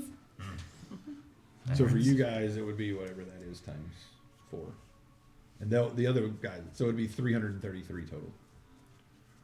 And the other guys will pay the balance. I kind of look at the girl and I go, I hope this goes better than last time. Who do you say that to? The girl, like you said it's a couple, right? Yeah, it's a guy and a girl. Okay, yeah, I just say it to her, like kind of under my breath, just to see if she's. She just kind of looks at you and is like, what? I assume I have my goggles off and like super. Oh, yeah. Just freaking them the fuck out. Yeah. But so she says, all right, so we're going to do a big old prayer of healing here for everyone. Grit biggin. All right. Oh, wow. Okay. That should do everyone just fine. It's 15, 20, 22 plus your spellcasting modifier of 6. 28 points of healing Thank you, to please. up to 6 creatures. So everyone takes 28 points. Dope. What about Sir Gilliam's? You would have to do his normal healing. Okay. He can't benefit from healing magic. You'd have to take a short rest and do his normal process as per your class. The extra, it doesn't go over our healing. Nope. No, Okay. it'll take you to max. Okay. Yeah, basically, she cast a level 4 prayer of healing on you. Sweet. Well, they make it kill. Ooh, I feel rejuvenated. Yeah, she's a pretty decent cleric. She kind of looks around the room and goes, oh, well, I guess that got everyone took care of. Well, House Jarasco thanks you for your patronage. I would say good health to you, but of course that would put me out of business. So next time you get knocked around a bit, come see us and we'll take care of you again. No, the house won't let you go out of business, my lady. Well, if no one's getting hurt, I don't quite see what we'd do. Well, the house always has I money. lean in and turn to you. So she wants us to get hurt? Yes. What is this place?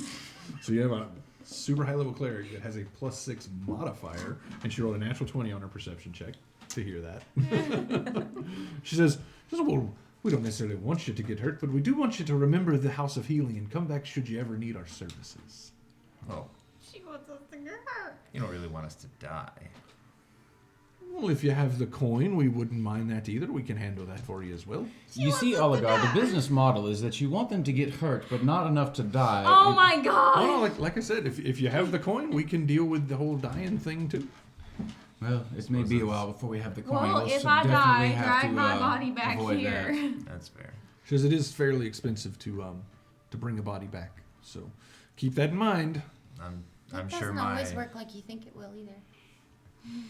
And as you head back out into the lobby, a couple of like halfling children walk up and they hand you all lollipops. Oh, a lollipop? Heck What yeah! flavor is this? It's purple. It's purple flavor. I immediately eat it. Bottom of the barrel flavors. I After all prefer of the that. green flavor, but purple will do. And I prefer Yeah, the you get purple you get flavor. let's see here. I said you got purple. You get a red. You get green. And you get blue. Oh, I get blue? Would you like to trade? Heck yeah. No. Purple fits you so naturally. and just rip it and stick it in my mouth. Yep. I'll try to like taste mine. Does it just taste like ash? Yeah, ash lollipop. Yeah. I'll just, But it is a red one. Ash red. There we go. I'll just eat mine. You just immediately bought into it. Don't even Yeah. like. Yep. And you guys head out. You are in Center Bridge. Rivet, give me a perception check. Why, someone gonna come kidnap me now? Yep. Perception? That's gonna be a whopping 11. 11. Yeah. You see off to your left, like 15 stories up, someone falling. I don't have any spells. You're out of slots completely? Yeah. Okay. That bit dead. You see someone else walking, just goes, ah! and the person gently falls. What the hell? And a few minutes later, you see like somebody who's city watch livery like walk up and go, "Was that you?" And the person looks at him and goes, "Oh yeah, you know, civic duty and all. Someone fallen." And he goes, "Well, good job." And he hands him a sack.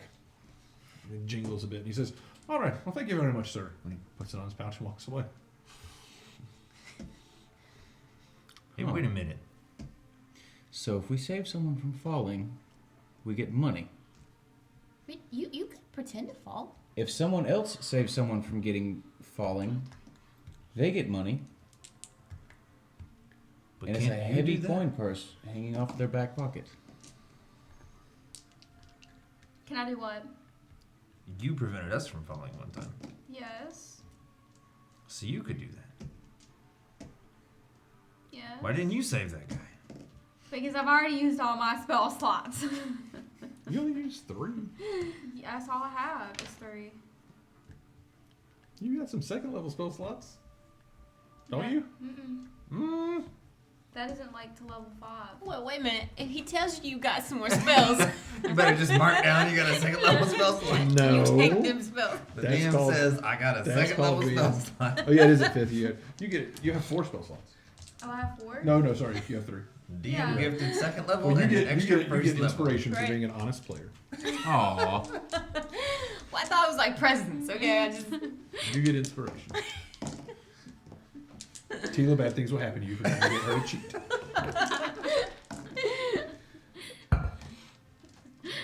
I thought Chaos Bolt was a cantrip.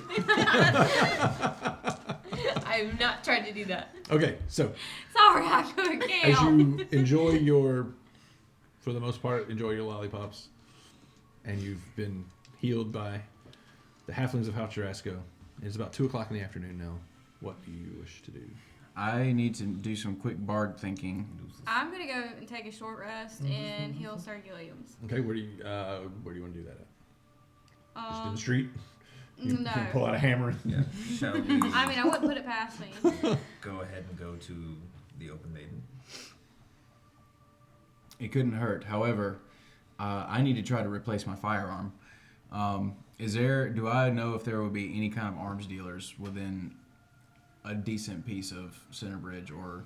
Roll me, We have plenty of because arms. I don't know where arms dealers are. Roll me a percentile dice. What kind of arm are you looking for? Open the bag and think about it. Shit, an 11 Okay, yeah. In Torchlight. in Torchlight. Okay, and Torchlight's kind of adjacent to north of, yeah, north. It's east of Center Bridge and north of Firelight. Okay, yeah. I need to go to Torchlight and try to find someone who will help me with this. Do I need some better Much less clothes? effective in combat. Didn't you just get new clothes? Well, I haven't picked up my clothes yet. We haven't had time. We'll have to make time for that. Like We've been I'm very busy ready. the past couple of days. Labor Town. Yeah, I That mean, hat Middle, is going to Middle look so Memphis good on is you. where the I hope is so. where the clothing stores were. Can I go and go? Well, I know the general we're direction. in lower, right? So it's just up. You just go up. That's not that bad. Even I'm looking at her like, So do you want to go pick up your clothes? yeah, I want to go pick up my Okay, clothes. that's easy enough. You pick them up. You already paid for them, everything. So. Okay. You like my hat? Yeah? Yeah? It looks wonderful. Yeah? So you know that standard practice is that part of your pay will be that you get food and drink for, like, basically you can make a rider if you want. Okay. So you didn't make one on this one, but when you take performance jobs, you can be like, I only want green M&Ms. Like, Oh, that shit's happening too. yeah. Now people may be like, yeah, you're not that famous. Shut up. But as you get more and more famous, you can have the most ridiculous rider that you want. But you know that for a job like this, you could easily have, you know, a couple of people that are like your entourage, that are like your guards and things like that. So like it would make sense for your party to show up with you and expect food and drink and lodging as part of your pay. You may all have to share one room, but Except for So I quickly would like to just try to figure out how to replace my pistol. I'll just like kind of walk up to the guy with okay. my So my you walk broken into the one. place. Yeah, it's a dwarf, and you know, beard separated into two long braids. It's like soot gray, wrinkled wizen face, huge nose, hair slicked back. He's wearing a big duster coat, and he walks. He says, "Oi, what you got for me there?" Well, I'd like to see if you have another air pistol, the same model. He takes it and he goes, "Oh, this is quite a nice little one. I don't have the same model. I could easily sell you something similar. I could repair this one for you if you'd like." Well, I would like that one repaired, but I need one this evening. Is it possible I could rent one from you? "Oh, no, I couldn't do that, but I could sell you one. Sell you something used, I'm sure I've got." And so he finds one. It's a different model altogether. It doesn't use cartridges. It's a revolver. Oh, you don't have a loaner? No. Now we got a cowboy hat and a revolver. Yeah, but it's a 4-chamber revolver, and but it uses the same type of shell. So you could just click the shells out of the magazines you have and load them into the revolver. Okay, yeah. He says, "This is a bit used, but should work just fine. It'll be if you're going to get the repair done. I'll sell you this one for 50 gold pieces." Well, would you take 40? Just He sort of sights it down. Give me a persuasion check. 10. 10. He says, "Oh, I wish I could do that for you, boy, but well, it's really gonna cut into my pockets." Well, I understand. Business is business. I will say this, though. The last person that repaired my weapon, it broke immediately after. So you seem to be a competent smith. Please make sure that you take good care he of looks it. at it and he kind of says, "Oh yeah, it looks like I don't think that was your repairman's fault, to be fair. Just looking here at this, looks like you just jammed the cartridge in a little too hard. There's a spring out of alignment on the top." He goes, "This repair is actually pretty easy. Just 15 gold." Do these hands look strong enough to jam a gun? But he goes, "Oh, I'll have this ready for you tomorrow. It's a bit of a delicate procedure, but not too many parts. I can get this knocked out for you pretty quick." He says, "If you're going to be around the district this evening, I might even have it ready later tonight." Very well. Well, I will be just next door, as it were, in Firelight at the Open Maiden. He sort of looks, goes, "You must be performing there." I'll kind of do like a little bow and say, "Gendrix de Fjarlin, Well, Bard extraordinaire." very well, Elf. Enjoy your performance and enjoy your new pistol. Oh, thank you very much. And I'll kind of like put it in my holster. Yeah, it's smaller, like it's Derringer sized. So it's D4 damage. Okay, and it like I guess it's like rattling around in my little holster. Yeah, it's like a boot gun. Yeah. Well, I'll have a boot dagger and a boot gun. Yeah. You know? Okay. Yeah, and Very, very dainty. I'll get it settled in my right boot and have my dagger in my left boot. And I'm like, Okay. all right, well, I'm ready to go now. Let's head to the Open Maiden. Yes, if they attack us from below, you'll be ready. Yes, indeed. Thank you, Oligar. So you make your way to the Open Maiden. About this time, I'm assuming like 2 of you went off to the gun place and 2 of you went off to and you kind of meet back up in Firelight. And the Open Maiden is this, despite the ridiculous innuendo of the name, it's just a very nice looking building. There's not like, you know, a big set of legs around the door. Or Oh, anything. yeah, I was picturing No. that like No. museum, you know? No, it's That's not. what I was picturing. Sorry, that's your headcanon. But yeah, it's this. It's a very elegant looking building. Has these like very elegant like stained glass windows in the front that are of like sea nymph type creatures. Very very beautiful artwork in the windows. The doors have all this intricate scroll work on them and such. And there's just a simple sign that hangs over the door that says "The Open Maiden, open all hours." Well, this seems very. Yes, let's go in. I before we got up there, I do like cover my face back up and Okay. put the goggles on. You know, I really thought there'd be a giant set of legs on this building. Yes, it's somewhat disappointing, but Why would you think that? I don't understand. It's called the Open Maiden. sort of like being inside the captain's dock. Well, they don't get that job. Well, they've been there. They've been inside. Well, yeah. I mean, we had to go through there to get in there. Okay. As you go into, you see unlike the Harbor Nymph, which you had been at previously, this is a wide open common room. There's a fireplace on either end of the common room, and there's two bars that sort of wrap around from the fireplaces to the far end of the room where you enter from, and there's a stage at the far end. And there are several instruments that are set up on the stage, and there's probably 15 tables. Round tables, long tables, different. You figure there could probably be entertainment here with everyone seated for 70 people. Oh wow! It's a fairly nice, and you see there are several changelings walking around, humans, elves, a dwarf. You also see that several of the tables that are closer to the stage appear to be gaming tables, and there are currently different types of dice games and card games going on at the tables. There's a few people that are sitting at the tables having a meal. There's currently no music, but there is a bartender on either side of the bar. Okay. I'll just walk right up to one of them and say, "Hello, I'm Gendrix de Fiarlan," and introduce myself and do a little bow and say, "Yes, Contortia hired me to play this evening. This is my entourage. They will require food and drink." You see there's a changeling that you walk up to, and they say, "Nice to meet you. Name's Rix." Hi, Riggs. Contortia's out at the moment. Give her a little bit; she'll be in. She just went out to pick up a couple of extra casks of wine for the festival tonight. I see. Well, where shall I be playing? I assume the stage. Oh, yeah, of course. All right. And when would you like for me to start? Well, I think Contortia said the pre-festival is like from like 6 to 7. That's when they'll be doing the big dinner. They'll bring out the crown. Everyone will pray to Aureon, whatever the hell that's all about. Right.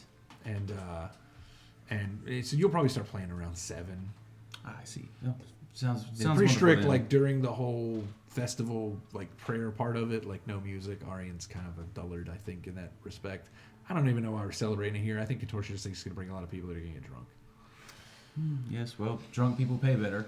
As well, I mean that's true. So anyway, they did leave your key with Phil, the barman. So just go up there. He's got a key. So you got 3 with you. I mean, you guys can rent rooms if you want, or you can crash in with him. Of course, meals are included tonight and tomorrow for breakfast as part of his pay. So I think the room you have actually maybe has 2 beds, and we can probably get you some cots or something. I don't know. Cots. Thank you. We will consider.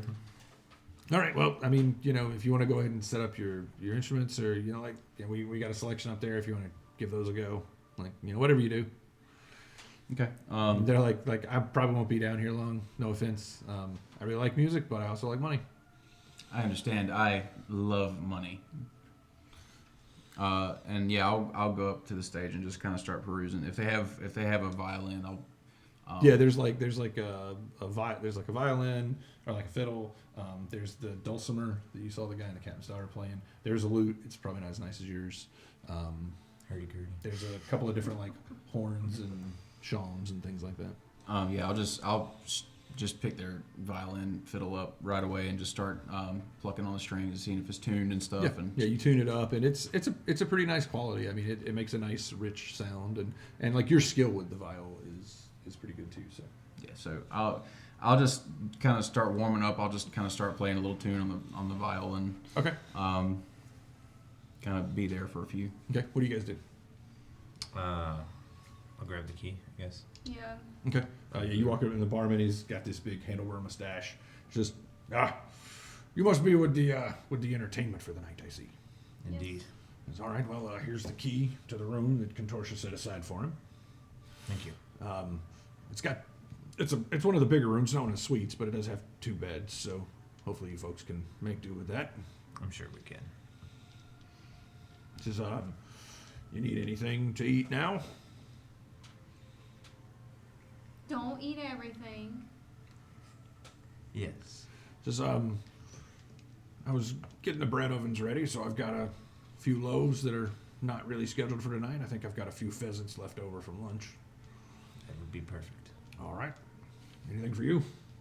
Bread and vegetables if you have them. I don't have anything left over from lunch, and I got everything going for the dinner tonight, so bread and cheese? Sure. All right. What about you, ma'am?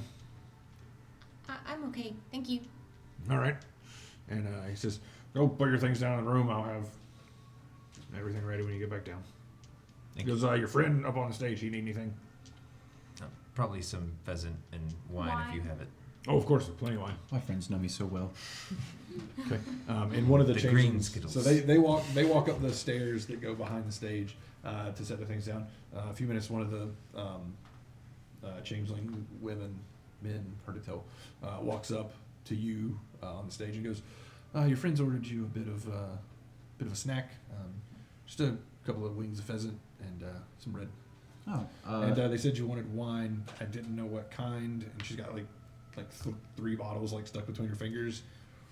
all right. So yeah, I've got the neck of the vial. I want to put the bow in this hand as well, and then kind of try to find a way to get the plate, and then also kind of scoop the bottles from her and say, "This will do nicely. Could you bring me a small table, please?" As you go to scoop the bottle, she's like, "You don't pick one, and I'll get you a glass. I just didn't know what you wanted."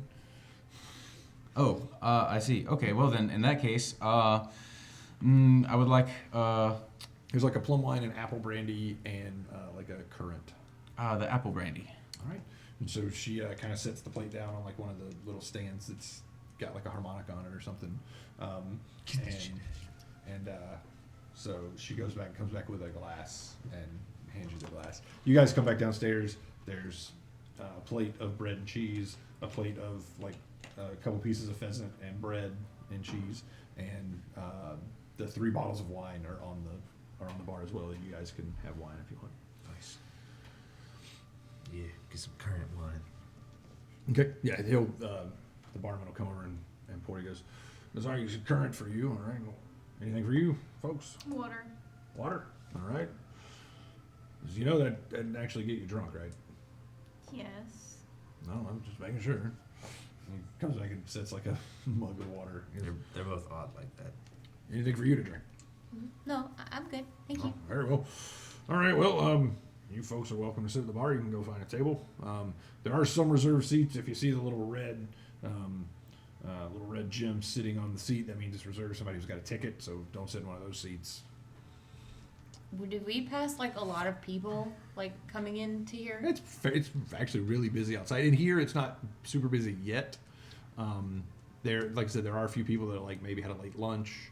They're sitting at some of the tables. But yeah, outside in the streets, it's very busy. You do see, in fact, as you were coming through Centerbridge, you did see a parade, which was very strange. There was this massive crown, like a float at a parade.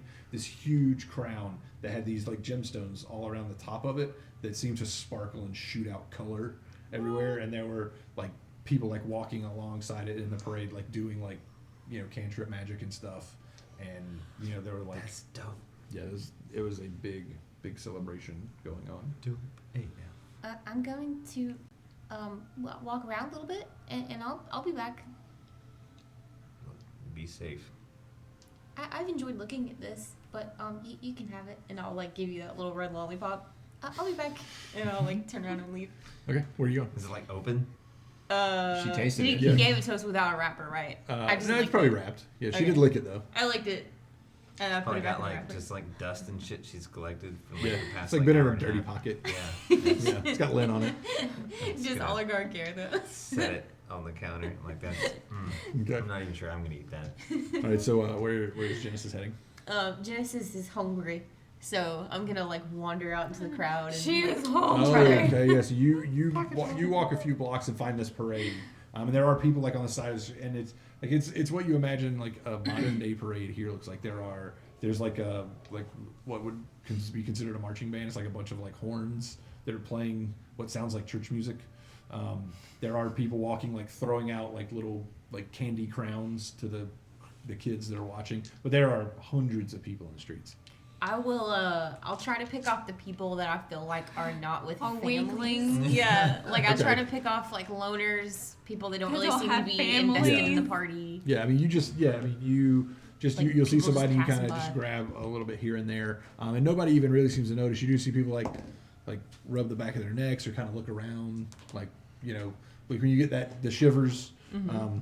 If you just take one hit point from somebody, that's kind of what happens. They're kind of like ooh, and they it's like someone stepped on their grave. I'll probably I'll stay out long enough to get like the full amount.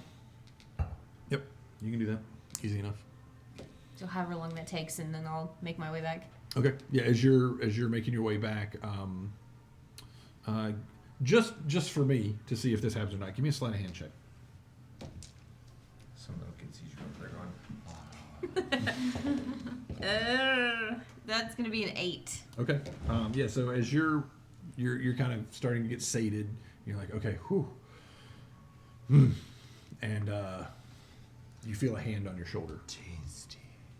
I'll turn and look. When you turn around, it's a man in a heavy cloak with the hood up. It's sort of a bluish color, and you can see that under the cloak he has what appears to be some sort of an armor. You can't really tell if it's plate or anything like that, but he didn't seem to make much noise, although it is fairly loud out here with all the yelling and screaming and parading and whatnot.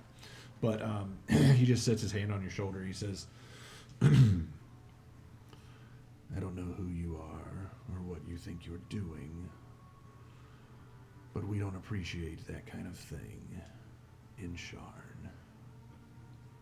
I don't know what you're talking about. I'm just trying to. And he just squeezes your shoulder harder, and he says, I understand what you need, undead, but there are places in this city where you can do it and no one will care.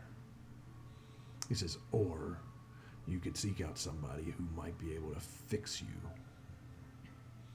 You know someone who could fix me? He sort of looks you up and down, says, what are you exactly? You're not like anything we've ever encountered. I'll kind of like pull up the goggles so it's like everything else is wrapped up, but I'll kind of like look at him. I'm not entirely sure. Yes. I'm not an undead really either. Is that so? Well, not in the sense that they are. No. So you're telling me that you weren't dead at one point and brought back to life? Well, yes. If you And not categorize it through that like way. holy church magic. No. Well, I don't know exactly where you're from, but around here, we consider that undead. It's not necessarily a bad thing. Obviously, in Karnath, they're a little more into the whole undead thing.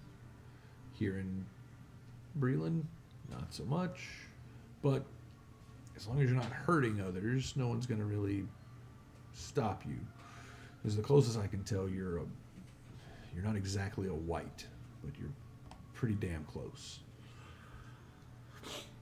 How did you come back to being? And at this point, he's like pulled you off into an alley. I honestly, I was, as you say, dead for the most of it. I really don't know. there's a lot of experimentation, and I had a team of colleagues that did the majority of the work. Some Warforged magic and some undead and other means that I really don't know. And unfortunately, I can't ask them. Well, you don't seem like the kind who would be angry in your life and pledge yourself to some evil god. That's why I don't think you're a white, but you function like one. At least with that whole, it's like I could see what you were doing. I only take what I need, and only because I have to. Yeah, well, they need it too. Well, they don't need all of it. They what might. I They take, might. they regain. They might heartily disagree. Anyway, the Order of the Blue Starlight. We try to keep an eye on interesting forms of undead. Like I said, if we can help you, we'll do that. When you need to feed, go down to the cogs. There's a bunch of beasts down there, monsters. Take it from them. No one's going to care if a bunch of gnolls die or a bunch of hobgoblins. But these are good, hard-working people. And we try to protect those people. So just be careful where you're doing what you did. I understand. I'm sorry. I wasn't trying to cause any trouble. Anyway, if you want to know more, if you want to find out more, stop into our headquarters in the Temple District. We're not necessarily a church, but we kind of function like one. The my companions, they're not aware of really and truly the full extent of my situation. If you could possibly not mention it, I think things would be better off. You should tell them. Like when you say your friends, like people that you play cards with. Well, more acquaintances at the moment, but we thanks, are getting Steve. closer, I think, and I would perhaps hope that at some point, we could be very good friends. But I'm not sure if they knew about my Maybe my start addiction. with the whole honesty track if you want that whole good friends thing to happen. Yeah. I That don't whole honesty drag. really do well with I told you, I'm Close from friends. a farm. the last group of friends I had. Put that on hold. Those are like the most honest people in the world. Who? Continue. What did you say? I missed it. She said she's from a farm. Oh. Anyway, he just sort of looks and he says, well, like I said, stop in. There might be somebody who knows and could help you. I'm sure you don't want to be like this. Well, of course not. All right, good. Well, like I said, Temple District. Wes doesn't remember where that's at. It's upper somewhere, but I just don't feel like breaking the time to look it up right now. So I will get you where I that's still at. don't remember where that's at. There's a lot of wards in Sharn and districts and where everything is. It's amazing that I remember as much as I do. Order of the Blue Starlight. It really Order of the is. Blue Starlight. I didn't catch your name. Merrick. I'm Genesis. I hope we'll see you at some point. Hopefully on better terms. Yes, it was nice meeting you. Same. And he just sort of nods his head and walks away.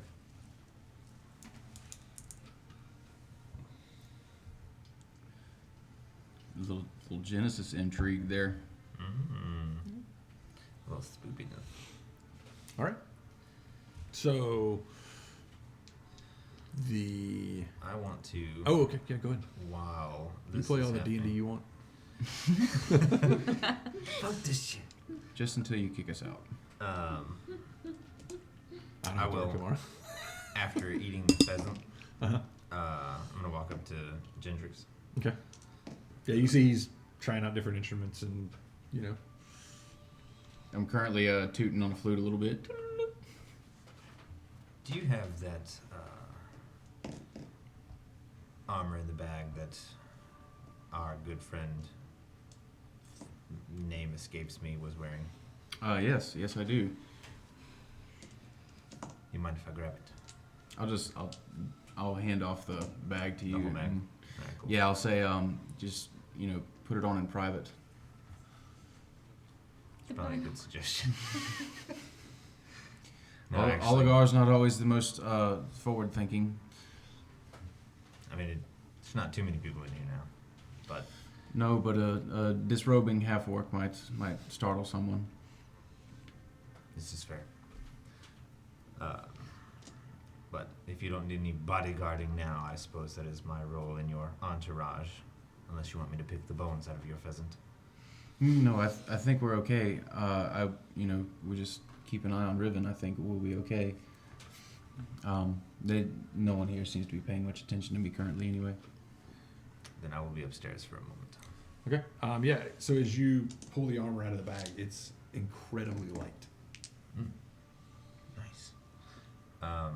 Yeah, I don't know what I specifically have to do to attune to it, but I'm just going to. It's not attuned on.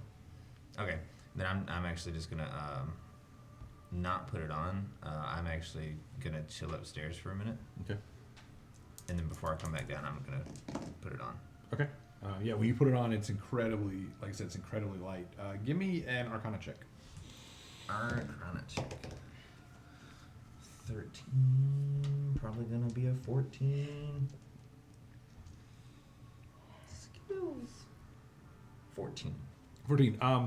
Yeah, based on like how light it is, and actually once you put it on and start walking, it doesn't clink and make noise. It's basically just a suit of mithril half plate. Oh, nice. So yeah, it's incredibly light, and you don't have disadvantage on stealth checks with it. Oh snap! I don't Fire like to. shit. How long do we have until the performance now? Is it still about 2? Oh no! A good bit of time has passed. It's probably getting on close to 4. Okay. Do I still have time to take a short rest and amend? Yeah, you could have done that while all this was going. Okay. Yeah, Yeah, I'm yeah. gonna do that. Yeah, this is all happening simultaneously. You could have been up in the room working on, and then Oligar comes in and strips naked and puts on new armor. That's 100% what happens.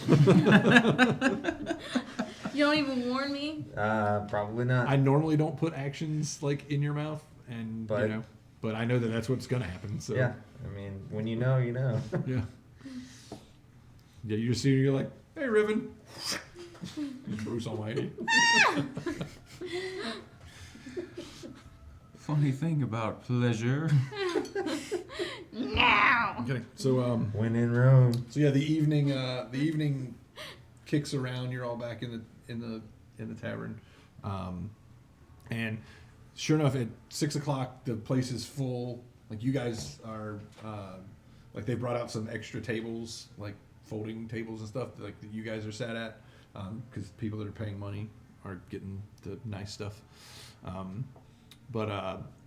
Yeah, they this large crown is brought out. It's probably about 3 feet tall by about 2 feet wide, and it angles up like this, and it has gemstones all around it. And a female elf comes out that's an illusionist, and she starts doing this thing, this ritual kind of thing, and the crown sparkles in certain ways. And then an orator comes out, and he starts giving this speech about how it was Aureon that brought magic to Eberron, and that when Eberron and Cyberus died, it was Aureon who coalesced their energies into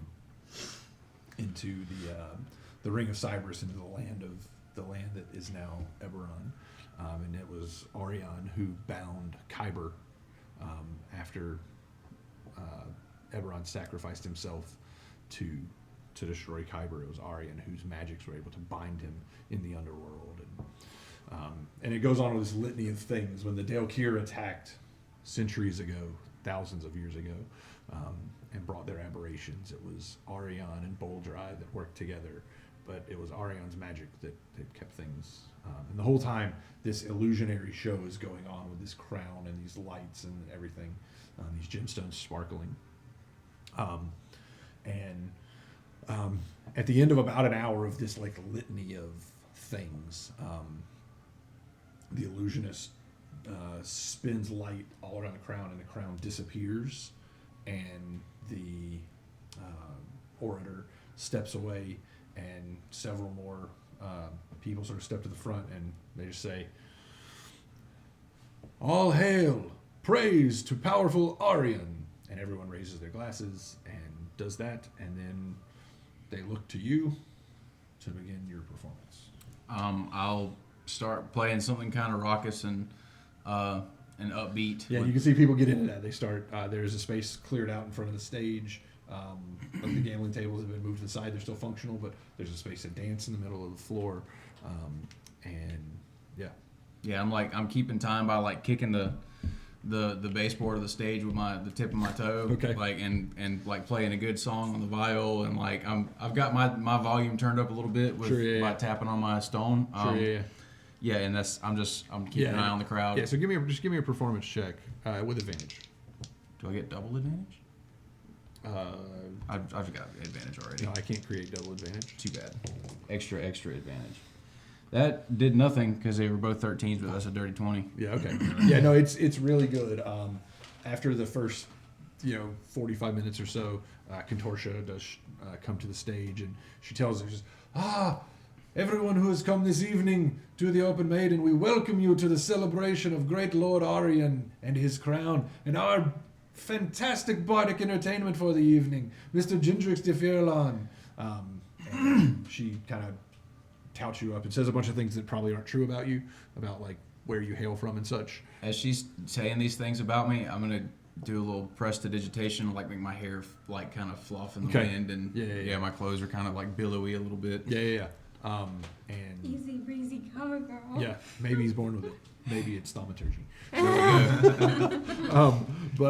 So you kick into the second set. You guys can see the gambling tables are pretty popular.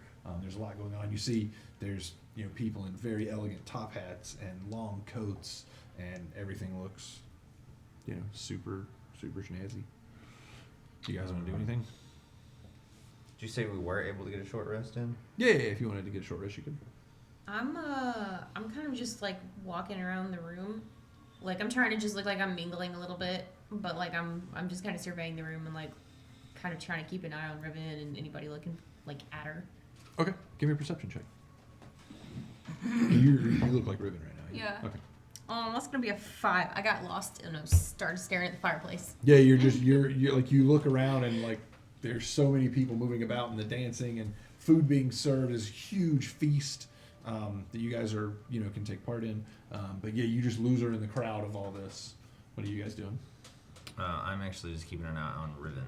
I guess I'm gonna go sit at the bar. Like, are you staying? Well, you guys have a table. Okay, It's well, yeah, I'm it's a gonna folding stay. table, but so you and Riven are just at the table. Yeah. Okay. You don't want to do anything else. So if she's next to me, it's pretty obvious to keep it, pretty easy to keep an eye on her. Then I will be looking around.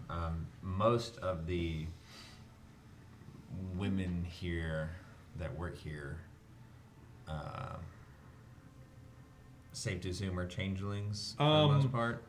Do we know? It's hard to tell. I'm gonna ask. Do you know? Can you tell the others?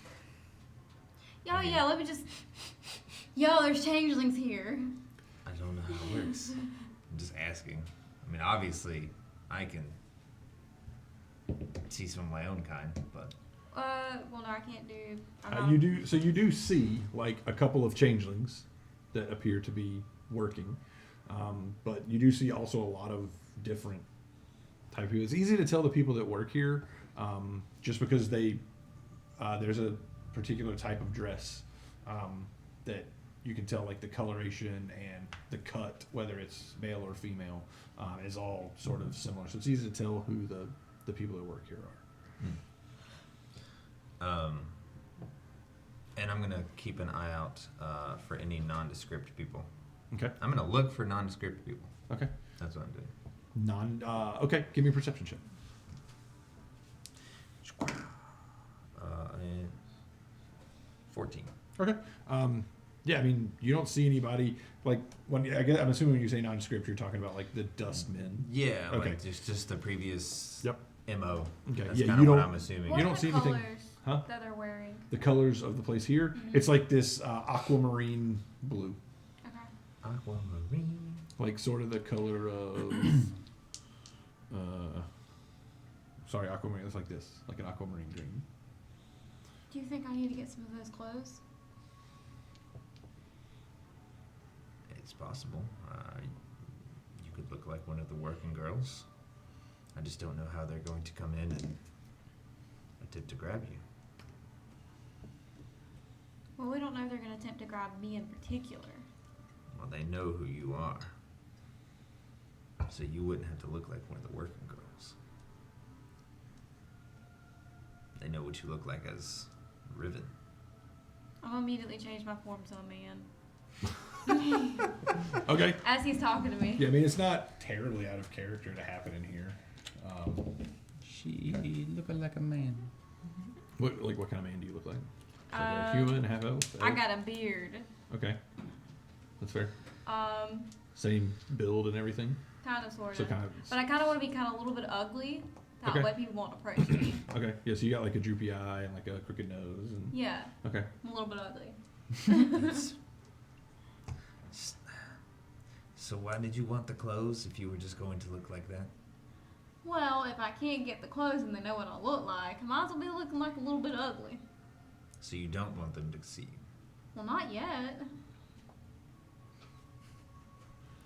Listen, the first time I got attacked by a wolf. The second time, I got attacked by one of those robot little things. A warforged. A warforged, just whatever they are. I'm sick and tired of being grabbed and taken. As they're talking, like I kind of have my eye on them for a second, and I turn away and like turn back, and she went from being Riven to an old man. There's like one sour note that you hear. Okay. So after about an hour and a half or so, you've got a 30-minute break before. Okay. I'll do a little bow and say, "Oh, I'm gonna take a break.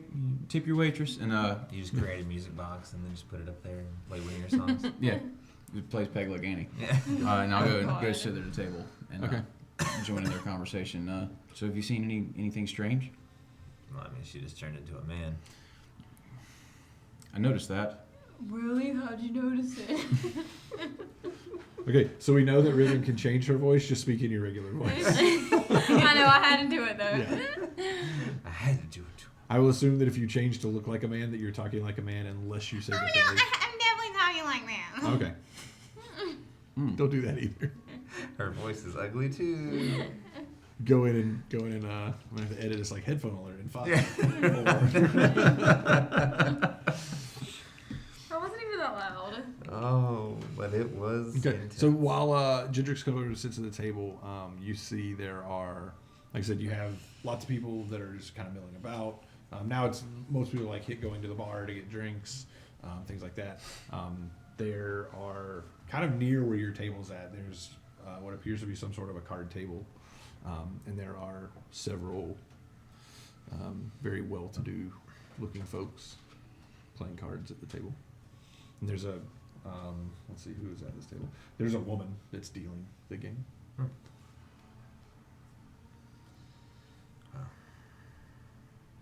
I don't know. What do you think? We just keep staying here and keep an eye out? Should we go visit the other place in the meantime? I am contractually obligated to be here, and I don't have long before I have to be back on stage. It may not be wise for us to go venturing off. True. However, things seem to be under control here. If you would like to go and take a look. Yes, that would be right when things would go wrong. This is also true.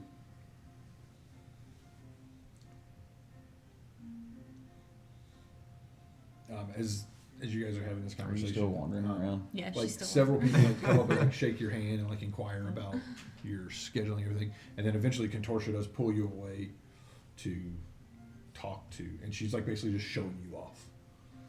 and I'm eating it up. I love the attention. Speaking of eating it up, I will go order some more food. Okay. Yeah. Well, you don't have to order. There's a big buffet table. Oh, With yes. it has meats and vegetables and sides and dishes and souffles and everything, casseroles to your heart's desserts. Yeah, I will get a giant meat plate Okay. and a giant souffle plate. Okay. And then a small vegetable plate. Okay. Yeah, like while you're at the buffet line, I'm like, get that one. Tell me what that tastes like. That one tastes Yeah, I will get the plate that she wants to eat. And eat it right in front of her. And then I will sit back down at the table. And I will hand you the vegetable plate. I'm probably gonna get up because I imagine I would have left Sir Gilliam's in my room. Okay. And then apparently she leaves the vegetable plate that I just got for her. Well, I'm gonna come back. I just need to get my puppet, and I'm gonna go upstairs and go get my puppet. Okay. And I guess while I see that it's not gonna really help whether or not what form I am, I'm just gonna trans back to regular ribbon form just for the Okay. simplicity of y'all finding I me. like never saw the dudes. I was wandering around the whole time. Okay. So you come back down. Yeah, and I have a puppet. Okay. Hello, pulpit. Yeah, I mean, he just walks along beside you. Well, did you decide to be the bait? I don't know how we're gonna be bait because I don't know how they would even get anybody out of here. And that's fair. As I'm meeting these people that she's showing me off to, are there any people perhaps that she introduces me to that have the initials DL? Okay. So you're going around, and at one of the card tables across the other side of the room, you. Yeah.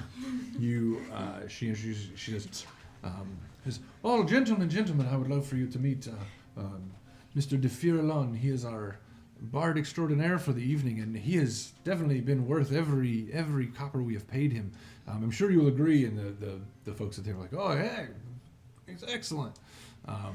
And a couple of them will ask you questions. She says, "I would like to introduce you, Gendrix, to a few of our patrons who are regulars here, especially for our gambling."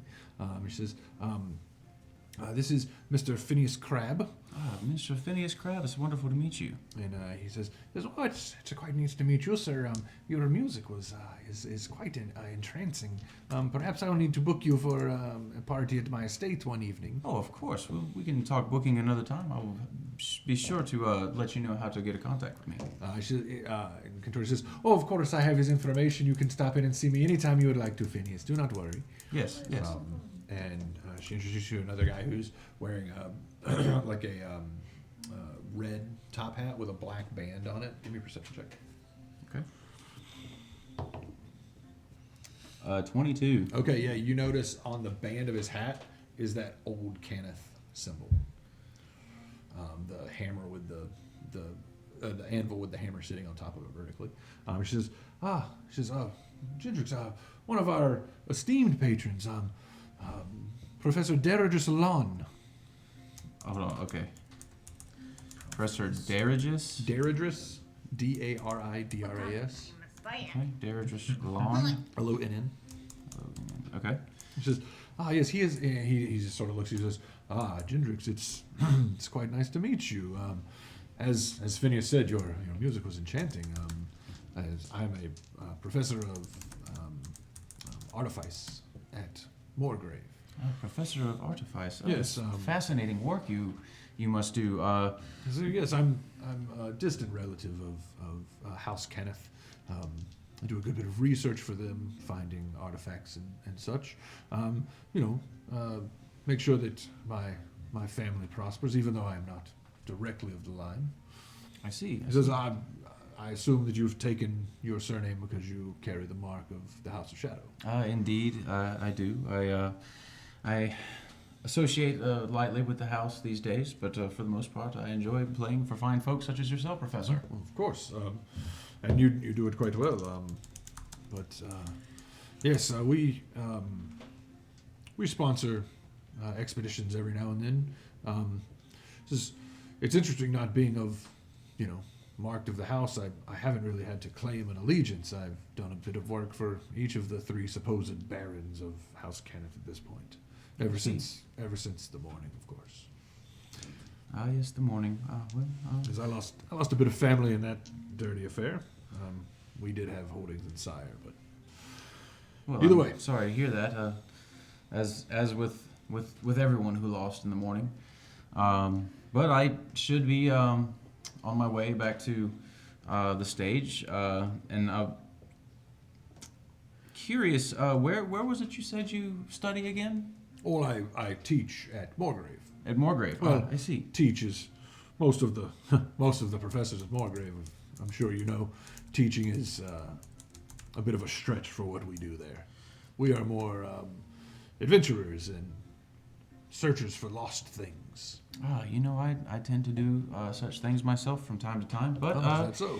I may need to come and speak with you about matters of artifice at some point in time. I have a friend who is very skilled in it, and she may need some guidance. Well, of course. You can inquire after me at the university. I am not in as often as many of the other professors, of course. I do travel quite a bit, especially to Onder, to work with Jorlana a bit. I find Merrick's to be a bit of a bother. But he is here in the city, and, I have to keep up appearances, I suppose. Indeed. I don't travel east too often. Zorlan is he's wrapped up in all of that Karnathi patriotism nonsense. Do I get any kind of sense of like him being full of shit in any of this? You can give me an insight check. If you would like. I would love to. That's going to be a dirty 20. Dirty 20. Fadeberry for the win. Yeah. No, I mean, as he's talking to you, like his posture is good. Like he's looking you in the eye. He's not shifty. Everything he says seems to be true, although, to be fair, it's all been of a pretty banal nature at this point. So, Okay. but yeah, I mean, what he's saying does seem to be, he seems to be on the up and up. Okay. Yeah, in that case, I'm gonna kind of take my leave from them, and I'm gonna, graciously bow out, and then I'm gonna kind of dip back over to our table, and I'm gonna kind of express that I just met another professor by the name of Lon. Hold on. Professor Law. Lon. Deirdre's Lon. Attorney at law. Attorney at law. And let everyone know that his hat, the band of his hat, bears the same symbol as our metal friends that we've been dealing with. Interesting. He teaches at Moorgrave. We should keep an eye on him. What does he teach? Oh, he teaches artifice. And I look directly at Riven when I say that. If he's not our man from the letter, perhaps he could be of some use to us. If he is our man from the letter, he's still useful to us. Be a hell of a coincidence. It absolutely would be a hell of a coincidence, but Either way, it's better than nothing. indeed. And with that, I'll kind of get up from the table and go back over to the stage. And be like, hey, y'all having a good time tonight? All right, yeah, so the evening carries on unless you guys want to do anything else. Gendrix plays another set. You see people come and go, both upstairs and downstairs. There's a stairway that goes above the stage and up on your guys' side of the table. And the other one goes below the stage and into rooms that are downstairs. No. I'll wander at like different parts of the night. I'll try to kind of like get close to like him without being like really noticed and see if I can like hear conversation. At Okay, any well, point. give me a stealth check. 15. Okay. Yeah, I mean, he seems to be caught up in gambling and talking and drinking with all these other rich, well-to-do people at the other table. Okay. Is it like Give me a perception check. it's not very good. 10. Yeah, I mean, it's pretty loud in here. I mean, unless you wanted to, like, take a seat at the table, it would probably be pretty hard to like just overhear, just because it's like when you're in a busy bar and you're trying to hear like what someone like a few seats down is saying, and you're just like, what? Yes, I mean you just hear all the jumbled conversation. This is like a pretty uppity place. Do I feel like I'm getting like? Well, I mean, she probably gets weird looks anyway. But am I getting like more-ish weird looks Give me an because of the way insight I'm check. dressed? Yeah, you are probably the most underdressed person here. Yeah. Mostly because it's a feast day. 11. You like people look at you, you're like, yeah, they always look at me like that. So seems par for the course.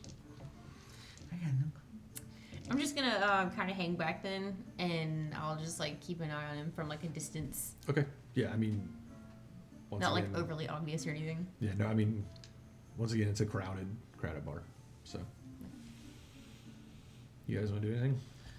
I mean, I don't know if anything that I can do necessarily. I mean, No. like I said, you can play all the D&D you want. You can do whatever you want to do. You can go over and shoot somebody. I don't care. I wouldn't recommend it. Not with my gun. I I'm guess. reaching to Gendrix's boot. Is there a Pull that way? How far away from where is the table? So the table that the guy that Gendrix told you about is on the other side of the room. From where Alright, I you're. guess I'm gonna make my way towards that area and Okay. just to see if I can like draw his attention towards me. I'm not necessarily gonna do anything in particular, but see if I can catch him in a moment when he's in the middle of a conversation where I know he's like looking at people going by him, because I imagine he'd be like kind of observing them moment too. Or I mean, he really seems to be focused on the people that are. There are open chairs at the table if you wanted to sit down, and join the game and be at the table. But I mean, he doesn't. so he he's doesn't. playing a game. Yeah, it looks like a Okay. card game. It looks like a card game. Mhm. Would I know the card game? It's basically 21. Like they're playing blackjack. Yeah, I guess I'll take a seat at the table. Okay. You're like a couple of chairs down from where he is. Okay. The dealer is this. Let's see, which dealer is this? I believe it's the woman. Yeah, you sit down at the table. Time She to make says- some bad decisions. So looking the same. You look like Ribbon. Yeah. Okay. Currently. She just looks. She goes, "Oh, hello, miss. Name's Rebecca. I'm your dealer for the evening. The buy-in is 20 gold, and it's a minimum 1 gold bet per hand." Yeah, I'm gonna give her the 20 gold. Okay. She takes the 20 gold and hands you 20 chips, like plastic, not plastic, but like wooden chips to actually play with. And she starts dealing out the hand. What I want you to do is similar to Seth's game the other night. I want you to roll me 2d10, and those are your cards. Well, yeah. Well, I got this random piece of hair. Go back.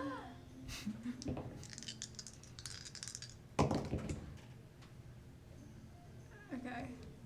So do you want like the percentage or No, like just like what your two numbers are. 4 and 7?